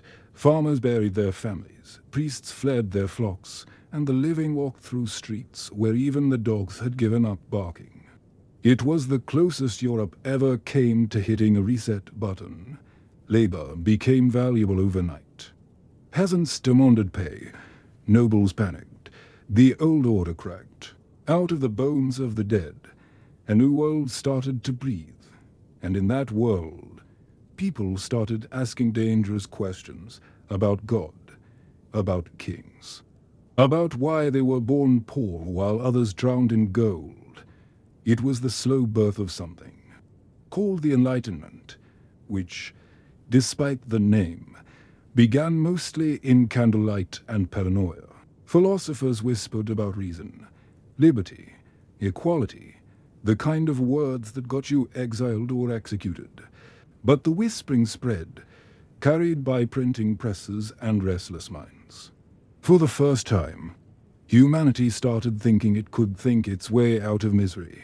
Spoiler, it didn't, but it did try. And that is what makes this era so strangely beautiful. A time when the world was half asleep in superstition, half awake in science. A twilight where priests, kings, and scholars all shared the same insomnia, staring at the same stars, wondering if maybe, just maybe, there was more out there than fear. So, when we look back at the ruins of Rome, the fires of heresy, and the flicker of Enlightenment candles, maybe the story isn't really about empires or religion or even survival. Maybe it's about something simpler, the human need to understand. Even when it hurts, because every civilization eventually learns the same truth Nero did.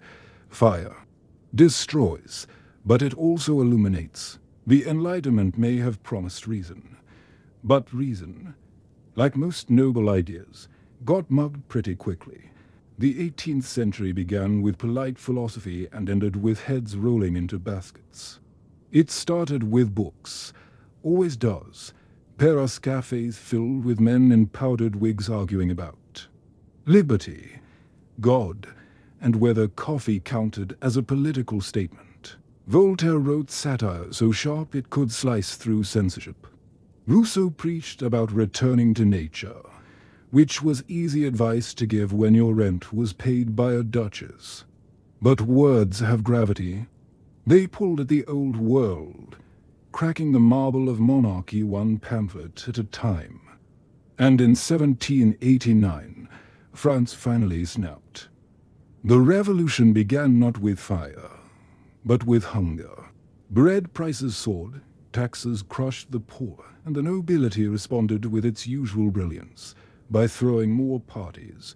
Then, one day, Parisians marched to the Bastille, a crumbling fortress that held more rats than prisoners, and tore it apart brick by brick.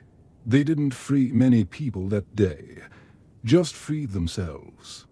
From pretending the system worked, overnight, the world changed. Kings were suddenly fragile, queens were suddenly mortal, and every aristocrat learned that powdered wigs weren't bulletproof. Marie Antoinette became the revolution's favorite villain, the woman who never said, "Let them eat cake," but probably would have thought it if she'd known what bread cost. When the mob finally came for her, she walked to the guillotine in silence, pale but proud.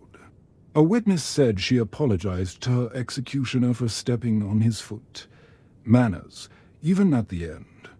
The guillotine itself became the new god of equality. A clean, efficient, stainless way to erase an old world. Nobles, peasants, priests, all lined up under the same blade. The revolution devoured its enemies, then its friends, then itself. Robespierre, the man who spoke endlessly about virtue, discovered what happens when virtue becomes violent. By the time the blade kissed his neck, France had seen so much blood that people began to sleep through executions. But from that madness rose something entirely new, an idea that governments could be born not from birthright, but from belief. The problem, of course, was belief makes people unpredictable. Enter Napoleon Bonaparte, the little Corsican officer who took one look at the chaos and thought, "I could manage this."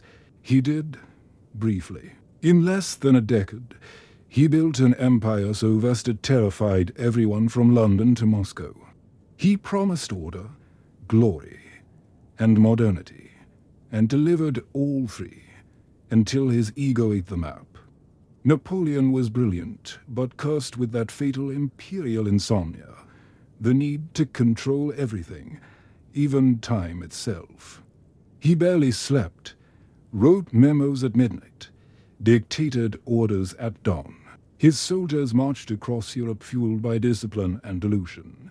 They called him the Little Corporal, though not to his face, because that face came with cannons, and yet, for all his genius, he couldn't conquer one thing: distance. The Russian winter greeted him like an ancient god, merciless, endless, and perfectly unimpressed. The march back from Moscow wasn't a retreat. It was a slow-motion extinction. Men froze standing, horses collapsed mid-step, and the empire that had once terrified the world dissolved into silence and snow still. Napoleon's shadow lingered long after he was gone. His laws, his legends, his image, they haunted Europe like a fevered dream. He died in exile, staring at the horizon, probably imagining it saluting him back. But while emperors played at immortality, the world was quietly inventing a new kind of revolution. Not with swords, but with smoke. Factories rose like grey cathedrals, machines replaced hands, and cities swallowed their own skies. The Industrial Revolution was a miracle for some, a nightmare for most. Children worked 16-hour days, coughing up dust while barons of industry counted profits that could buy small countries. Coal became the new currency. Black, dirty, essential. Entire towns ran on it, lived in it, died because of it. The rivers turned the color of regret.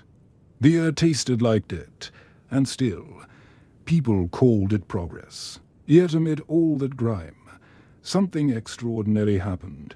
Invention, the telegraph, the steam engine, the camera. Humanity discovered how to stretch itself across space and time, how to speak, move, and remember faster than ever before. We built cities that never slept, not because they were alive, but because they couldn't stop working. London, Manchester, New York, they glowed all night, fueled by ambition and insomnia. Even sleep became industrialized, shorter, cheaper, more efficient, and as the factories roared, poets began to whisper again. Wordsworth, Blake, Byron, men who looked at the smoke and saw ghosts. They wrote about lost innocence, poisoned skies, and the strange loneliness of progress. For every machine that made life easier, another made it emptier.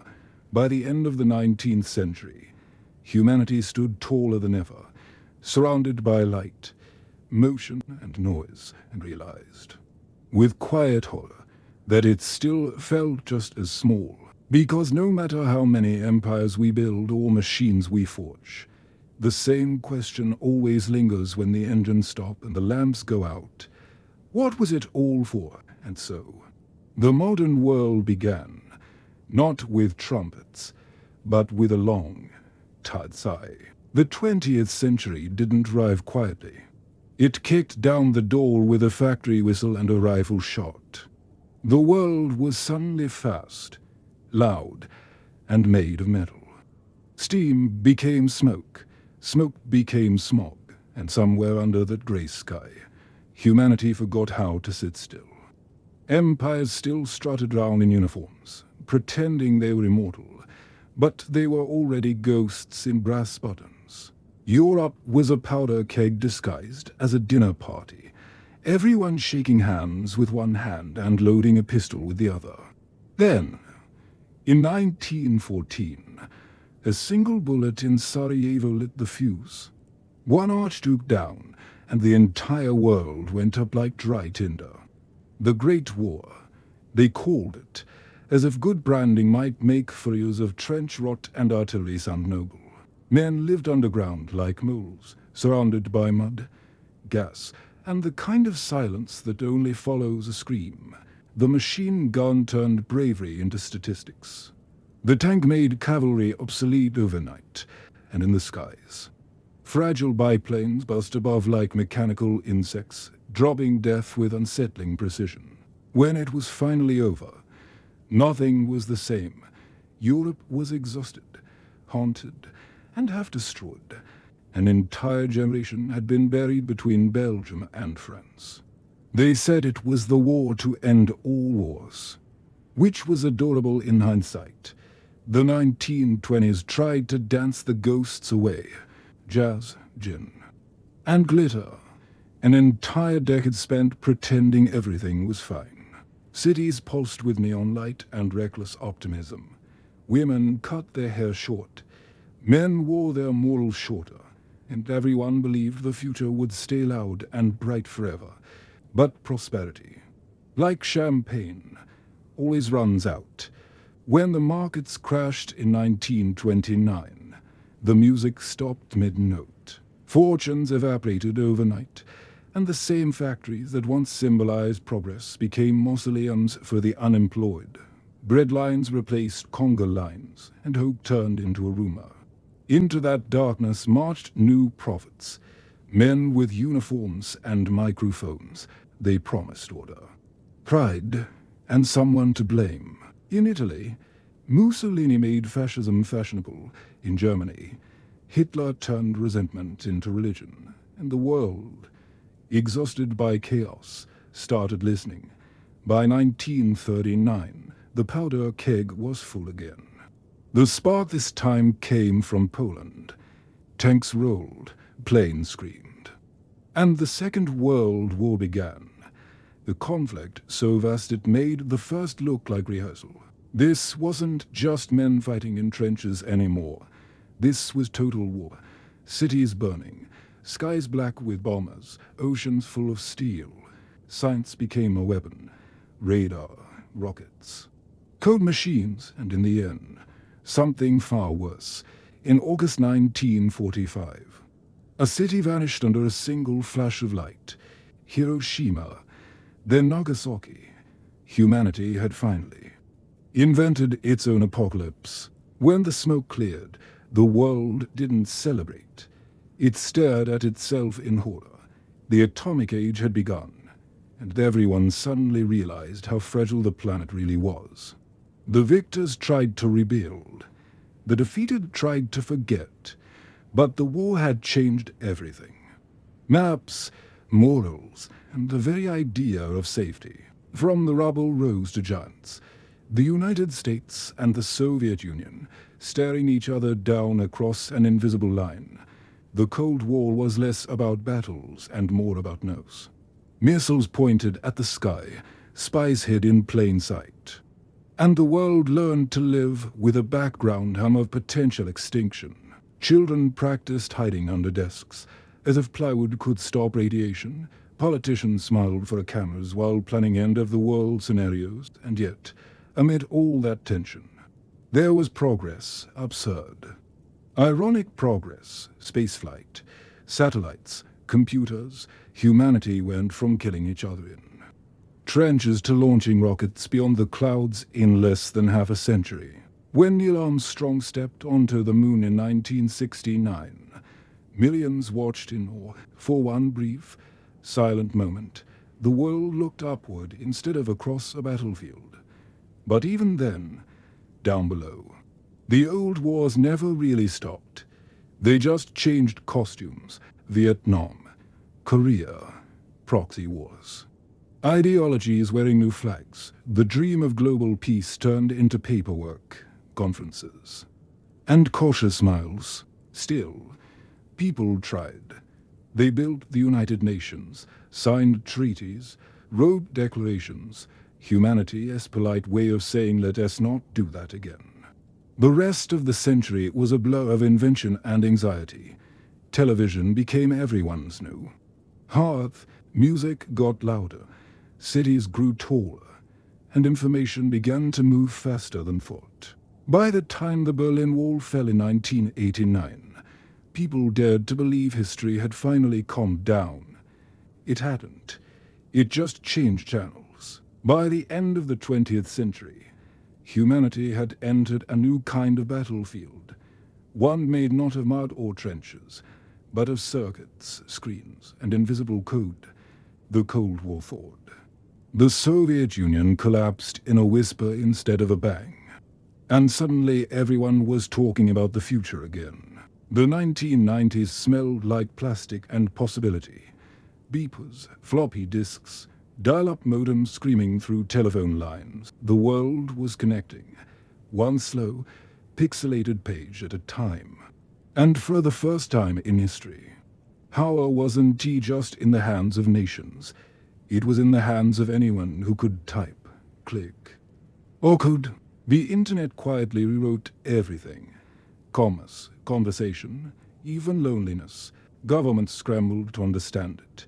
Corporations tried to own it. But no one really could. It was too vast. Too unpredictable. Like a new ocean opening up overnight. While the world surfed this digital wave, globalization took over. Products, ideas, and fast food circled the globe faster than ships or armies ever could. Borders blurred, languages mixed, and culture went from local to downloadable. But progress, as always, came with a shadow. Factories moved overseas, jobs disappeared, attention spans shrank to the size of phone screens, and somewhere between convenience and chaos, people began to feel strangely disconnected. Then came the new millennium. The clocks ticked toward midnight on December 31st, 1999, and everyone half expected the world's computers to self-destruct. They didn't, of course, instead. They evolved, faster, smarter. Everywhere, phones turned into cameras, cameras turned into mirrors. Social media promised connection, but delivered comparison. Life became a performance. Likes, shares, algorithms deciding who we are. The dream of freedom turned into a feedback loop, and in the background, history still hummed, the old rivalries. The quiet wars, the human patterns that never quite go away. Then, in September 2001, the illusion of stability shattered again. Two planes, two towers, one long morning that the world still hasn't entirely woken from.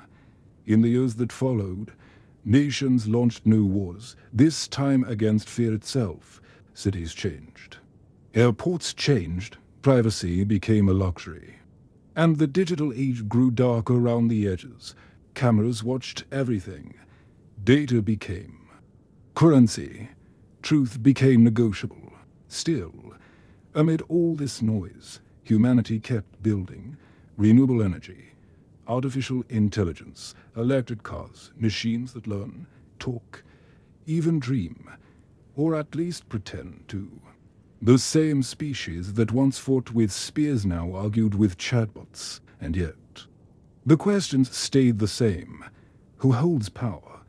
Who gets forgotten? What does it even mean to be human when the lines between mind and machine begin to blur? In this modern age, history moves so fast that it forgets itself. Every week feels like a century. Empires now exist on stock charts. Wars are fought in comment sections. Revolutions begin as hashtags. But when the Wi-Fi dies and the lights go out, we're still the same creatures who once huddled by firelight. telling stories to keep the dark away. The technology changed, the need didn't. So maybe that's what history really is, humanity's endless attempt to remember itself, to whisper. Across centuries, we were here. We mattered. We tried. And if you're still awake right now, somewhere between the hum of the modern world and the rhythm of your own heartbeat, congratulations. You've made it through thousands of years in just a few hours. Not bad for a bedtime story. The night stretches on. Outside, the world still hums, the same way it always has, the sound of tires on wet asphalt, the faint pulse of power lines, the heartbeat of cities that never learned how to rest. It's just a new kind of ancient noise. Somewhere, in another century, monks once copied words by candlelight, their ink freezing mid-stroke on parchment. Now, the light comes from screens instead of candles, and the ink is made of pixels instead of soot. But the purpose hasn't changed. We still write. We still record. We still try to remember who we were before the silence sets in. If you could peel back the layers of the present, you'd find the past still breathing underneath. The old empires are there, just covered in glass and concrete. The roads we drive on follow the paths of Roman legions. The languages we speak carry the bones of ancient tongues. Every sentence we say is a mosaic of ghosts, and yet, for all our noise, time moves gently. Empires crumble in slow motion, like sand slipping through 1,000 hands. The ocean still claims its coastlines. The stars still outlive us all. And the human story, that stubborn, fragile spark, just keeps rewriting itself. Sometimes, I think history isn't about the kings or the wars or the inventions. Maybe it's about the quiet in between. The farmer looking at his field and wondering if the rain will come. The mother humming a lullaby that will never be written down. The soldier who doesn't want to be a hero, just wants to go home. Those are the real moments, the ones too small for textbooks, too vast for memory. The invisible heartbeat that keeps the centuries alive. Even now, as you lie there, half between waking and sleep, you're part of it. The latest line in an endless story. Someone, somewhere, centuries from now, might look back at this era, our machines, our chaos, our beautiful confusion, and call it history. And they'll wonder how we lived, what we feared, what we loved. The answer, I think, will be simple. We lived like everyone before us, imperfectly. We loved in fragments. We dreamed of peace while building faster machines. We made mistakes and called them progress. But sometimes we got it right. We built cathedrals and satellites, and songs that could outlive the people who wrote them. We tried, and that, perhaps, has always been the most human thing of all. So breathe. The night is long, but kind. The world outside can wait. For now, you're part of the same stillness that once held pyramids, castles, and quiet fields under the same unblinking moon. Let history rest with you for a while. It's earned the silence. I've been here since the beginning, before the ink, before the stories, before the first word ever dared to echo against the wind. I was there when fire met stone, when one trembling hand reached out to draw a line in the dust and call it meaning. You call me history, but really, I'm just memory, stretched across centuries. Wearing different faces, I've seen you build towers out of faith and tear them down with fear. I've watched you name stars and then forget their names. You live fast, burn bright, fade quietly, and still, somehow, you keep coming back. Every empire that fell left me a whisper. Every lover who wrote a letter left me a heartbeat. Every child who looked up at the sky and wondered why added one more flicker to the story. I carry them all, the dreamers, the tyrants, the forgotten. The ones who build bridges and the ones who burn them. The people who thought they were ordinary, but changed everything just by being alive for a moment. You see, I don't measure time in years. I measure it in the spaces between the last breath of one age and the first sigh of another. Between your heartbeat and the silence that follows. Between dusk and dawn. You think you're small, but you're not. You are the reason I exist. Without you, there would be no memory, no meaning, no story worth telling. And maybe that's why I never sleep, because you never stop. Even when you rest, your dreams keep writing. They sketch new worlds, new beginnings, new tomorrows. So, as you close your eyes now, know this, the story doesn't end here. It never does. You're part of the same current that carried. The pharaohs, the poets, the wanderers, the astronauts. The same tide that moves silently through every age, pulling all of us towards something we still don't understand, but somehow trust. The night is deep. The stars are older than every kingdom you've ever known, and yet they still burn quietly above. Patient and unhurried. Listen, that faint hum beneath everything. It's not silence, it's memory. Breathing, it's me. So rest, traveler. Let the centuries fade. You've walked through time tonight, through kings and cathedrals, through machines and dreams. You've made it home to the stillness that made it all possible. Sleep now. And let me keep watch a little longer. The world is quiet now. Just the sound of your breath, slow and steady. The same rhythm that's echoed through every age and changed. The same breath that filled the lungs of those who came before you. Those who dreamed, who built, who loved and lost beneath the same quiet stars. Time doesn't rush here. It moves like water in the dark, gentle, endless, and hurried. The centuries melt away until there's only this moment, only stillness. Somewhere far away, a city keeps its lights on. Someone laughs, someone prays, someone wakes as you drift deeper. The world continues to spin its stories, soft, fragile, beautiful, while you rest beneath its stirring sky. The dust of empires settles, the echoes of kings fade into whispers. Even the brightest flames become gentle embers. That's the way it's always been. That's the way it's meant to be.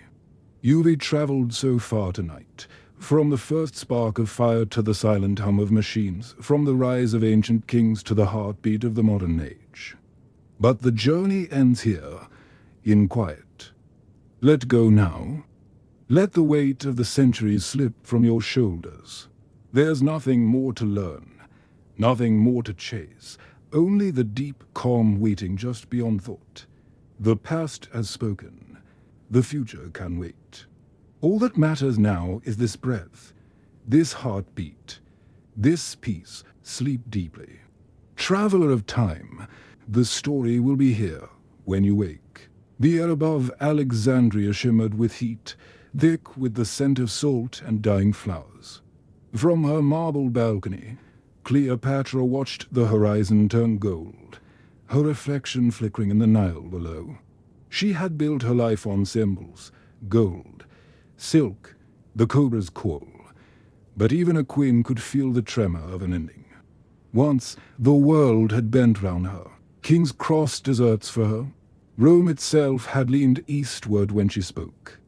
And at her side stood Antony, soldier, lover, legend, the man who made the gods jealous and the poets drunk. Together, they had built something that looked like eternity. But eternity has a way of ending. The war drums had gone quiet now, replaced by the hollow moan of the Mediterranean wind.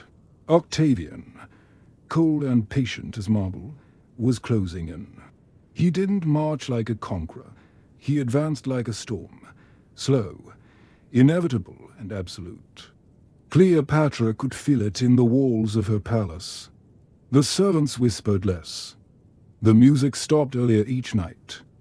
The courtyards, once alive with laughter, now echoed only the soft scrape of sandals on stone. Egypt, her Egypt, was holding its breath. Antony was not built for quiet. He paced the halls like a caged god, eyes burning with the memory of victories that had already turned to dust.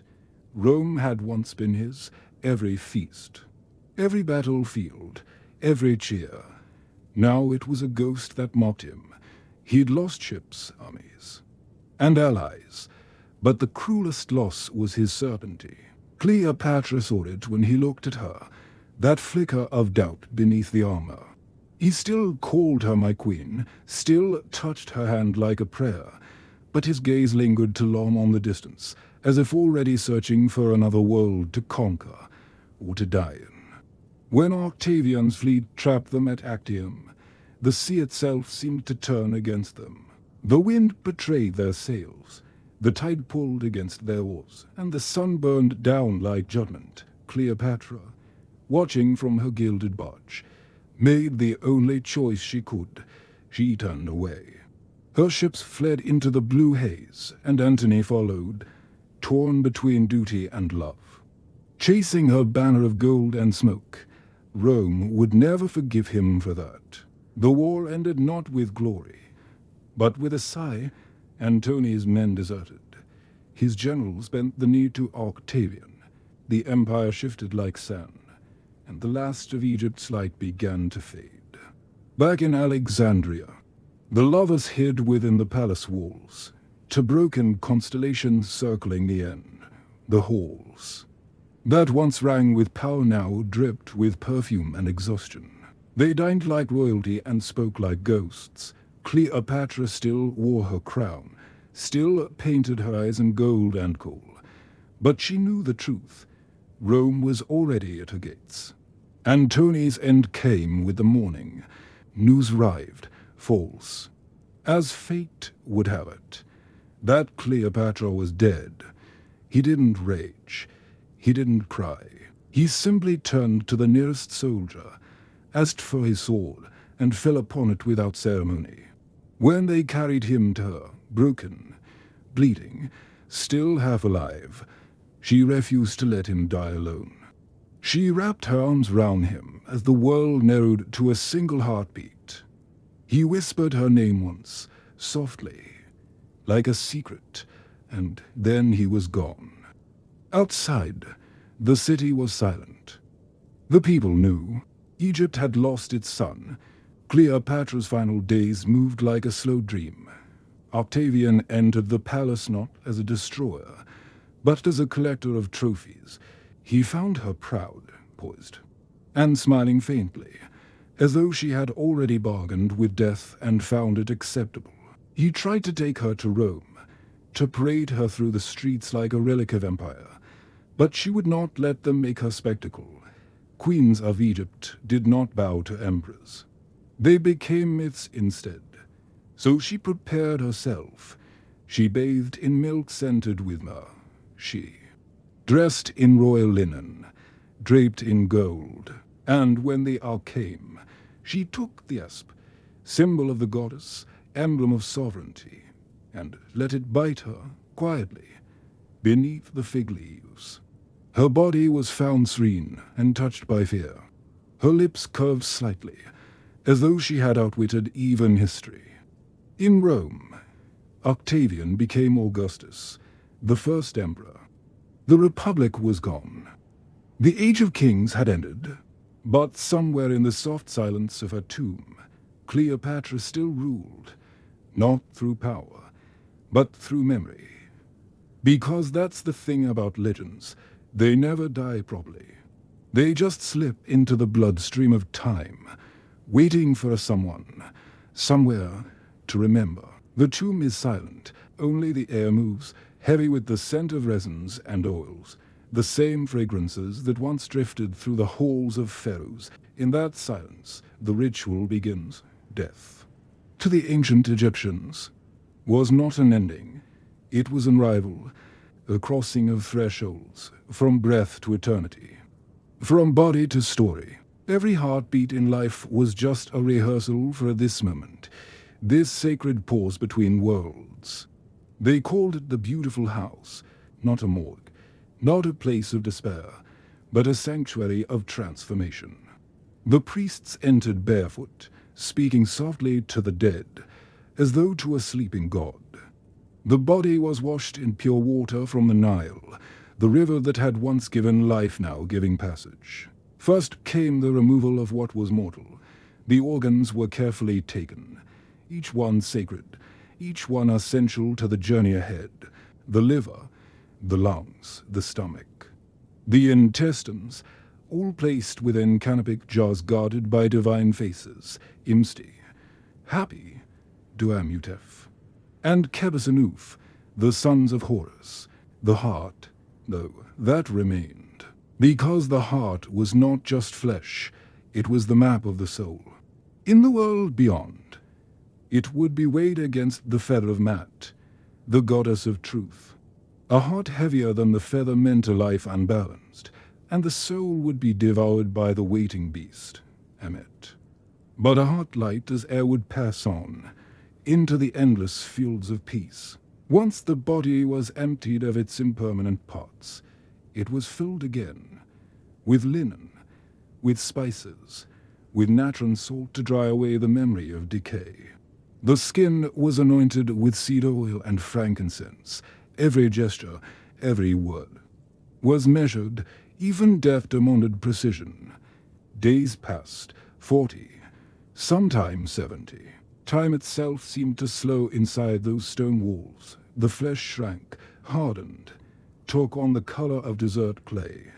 When at last the priests returned, they wrapped the body in linen, layer upon layer, hundreds of yards of it, each strip bound with amulets and prayers. The wrappings were not just protection.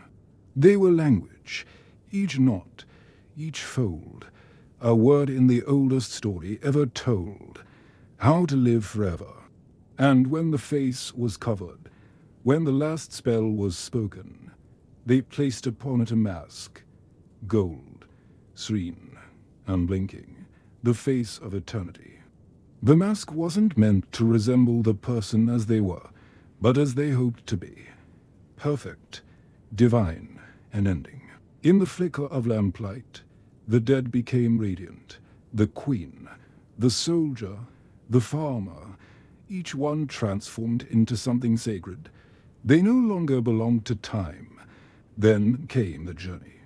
The coffin, carved, painted, blessed, was carried through the necropolis. Past the watching statues and the painted walls, scenes of paradise lined the tomb. Green fields, shining rivers, eternal harvests. The dead were never shown in darkness, only in light. The Book of the Dead, not a book, but a collection of spells, was placed beside them. Words of power, guidance and comfort for the voyage through the underworld. It told them how to speak before Osiris, how to avoid the serpent, how to find the light that waits beyond the gates. The tomb was sealed not with sorrow, but with faith. Because the Egyptians did not mourn death, they prepared for it. They believed that every ending was simply a doorway, that what left this world awoke in another, guided by gods older than memory. Outside, the desert wind whispered across the dunes. The sun sank low, casting firelight over the Valley of Kings. To them, the west was not a direction, but a promise, the land where the sun sleeps, only to rise again. And in that golden silence, the queen slept too, not gone, never gone, but waiting. Because for the Egyptians, death was just another sunrise. The tomb is closed, the air inside grows still, the old lamps flicker, and the echoes of the living fade into silence. Only the soul remains invisible, watchful, aware. The Egyptians believed that the human spirit was not one thing, but many, The car, the life force, stayed close to the body, needing food and drink, needing rest. The boar, the personality, free, curious, restless, could travel anywhere, drifting like a bird between the worlds of the living and the dead. And when the two were reunited, they formed the Ak, the perfected, luminous spirit that lived forever among the stars. But before that union could happen, there was a journey to make through darkness, through the duat, the underworld of tests and truth. The duat was not a place of punishment. It was a mirror, a vast, shifting landscape where one's life was reflected back in divine form. Those who had lived justly found the road straight. Those who had not wandered. At first, the soul stood before the black river, the path that wound through the realm of the dead. The ferryman waited, silent, ancient, his boat carved with the eyes of Horus. A coin, a word, a name. That was the price of passage. The soul spoke the secret names of the gods, and the waters parted like silk. The first night of the journey began. 12 gates, 12 hours of darkness. At each gate, a guardian waited, serpent-headed, lion-bodied, or winged, demanding the correct spell, the right truth, the memory of one's own divinity. The Book of the Dead, placed beside the mummy, contained the passwords. Each verse was a key, each word a torch against the shadows. Open from me, the soul whispered, for I know your name. The gates opened, one after another, and beyond them. The soul beheld visions both terrifying and beautiful. Lakes of fire that purified, fields of lilies that glowed in moonlight, rivers of stars reflecting the souls of the justified. In the third hour, the soul met Ra, the sun god. Traveling through the night in his golden bark, Ra was old now, tired from the day's endless cycle. But even gods had to pass through the duat to rise again. The soul joined him for a time, helping to fight off the serpent Apophis, the embodiment of chaos that tried to devour the sun each night. If the soul was brave, it struck with his spear, and the dawn was saved. But the journey was far from over. The deeper the soul traveled, the more it shared the weight of earthly memory. Pride, greed, desire, all fell away like sand from the body. What remained was essence, light, and truth. Finally, after crossing the seventh gate, the soul reached the Hall of Two Truths, the place of judgment. It was vast and silent, filled with the scent of lotus and stone. 42 gods sat in rows, each representing a law of Mat, the cosmic order. Here stood Anubis, the jackal-headed god, guardian of the dead, and beside him, Thoth, the ibis-headed scribe who wrote the fates of all souls. At the center, the golden scales waited. On one side, the feather of Mat, pure and weightless. On the other, the heart of the deceased, the memory of all their deeds. Anubis lifted the heart gently, balancing it upon the scales. No defense, no excuse, no argument could alter its weight. Only truth mattered here, if the heart was heavy, burdened with lies, cruelty, or greed, it would sink. And below the scales crouched Amit, the devourer, part lion, part crocodile, part hippopotamus. The unworthy heart would be thrown to her, and the soul would vanish, not punished, not tormented, simply erased. But if the heart was light, if it balanced perfectly with the feather, then Thoth would record the words, true of voice, justified. Eternal Dotto Sris rose from his throne, skin green as rebirth, eyes calm as the Nile at dawn.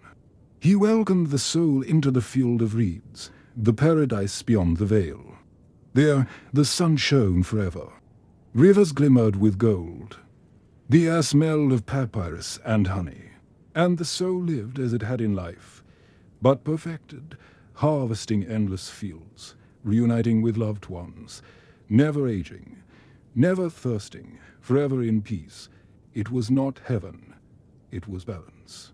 The continuation of harmony that the Egyptians called Ma'at, the order that kept the stars in, motion and the heart at rest. And so every mummified body in every tomb, from a mighty pharaoh to a humble scribe, was not a symbol of death. It was a vessel of faith, faith that the sun would rise again, that truth would prevail, that what we preserve, through care, memory, and devotion, never truly dies. In the desert, under 1,000 years of sand, that faith still glows in gold, in linen, in silence. And when the wind blows across the valley of the kings, it whispers the same promise, that eternity was not a dream. It was a craft, and Egypt mastered it. The sands have settled over Egypt's tombs, but the idea they carried never truly faded. Long after the priests of Anubis had vanished, long after the last hieroglyph was carved, the world still dreamed in the shape of the Egyptian afterlife, because Egypt did not simply build pyramids, it built memory. Every culture that came after borrowed something from this place, a belief, a ritual, a story whispered in the dark. When the Greeks arrived, they came not as destroyers, but as curious students. They saw the statues, the temples, the mummies laid in perfect rows. To them, it was proof that death could be managed, even reasoned with. They translated Egyptian spells into their own language, merging Osiris with Dionysus, the god of life reborn, in Alexandria, that city of light and dust. Philosophers debated how the soul might travel after death, tracing invisible maps first drawn on tomb walls thousands of years before. Even the great thinkers, Plato, Pythagoras, later the Roman poets, found themselves circling the same idea, that the soul is not bound to flesh, that morality shapes eternity, that what we do echoes beyond our years. Egypt had already lived that truth as centuries passed. Rome inherited those beliefs almost unknowingly. They kept the rituals, the purification, the offerings, the mourning processions, only changing the names of gods. Isis became a mother goddess of the Mediterranean, worshipped in marble temples from North Africa to Britain. Her son Horus became the symbol of divine kingship. Even in distant lands, statues of a mother and child, serene, radiant, bore the same shape as those first carved in Thebes. When the empire turned Christian, the echoes grew quieter but deeper. The promise of resurrection, the weighing of the heart, the paradise beyond the veil, all familiar stories wearing new faces. Egypt's obsession with eternity had become humanity's shared inheritance. And still, beneath it all, the same unspoken idea endured, that we are not meant to vanish. Even now, we dig through the desert, brushing away dust from golden coffins, reading the prayers written for the dead. We translate them, record them, place them in museums, perhaps not realizing we're still doing what the Egyptians always did, preserving, remembering, keeping the dead alive through memory. The irony is almost poetic. Egypt's greatest victory was not the empire it built, but the future it inspired. It gave us architecture that reached for heaven, language carved in eternity, and a vision of life that outlived its own gods. Somewhere in the Valley of the Kings, a tomb still breathes with that old silence. Sand drifts across its doorway, as it has for thousands of years. Inside, the walls glow faintly in torchlight, scenes of fields, stars, and gods walking among the dead. The artist who painted them is long gone, but his handprint still marks the stone. His cause still lingers there, the trace of a soul that refused to be erased. Outside, the modern world hums. Planes fly overhead, cameras click, scholars debate. But in that still chamber, time holds its breath. And if you listen closely enough, you can almost hear the whisper that moved through the Nile temples and across the centuries. Do not fear death. You have done this before. The Egyptians believed that life was a cycle. Sunrise, sunset, and sunrise again. To die was not to end, but to return. And perhaps, in our own way, we're still walking the same circle, building our own monuments of words, art, memory, and love, hoping they too will last beyond us. Because that's the quiet truth the ancients already knew. Eternity isn't something we reach. It's something we build. And as long as someone remembers your name, as long as your story is told, you're still here, somewhere between the light and the dark. Awake in the endless dream the Egyptians called forever. The stars above the Nile have changed their patterns, but the river still moves with the same steady rhythm it always had.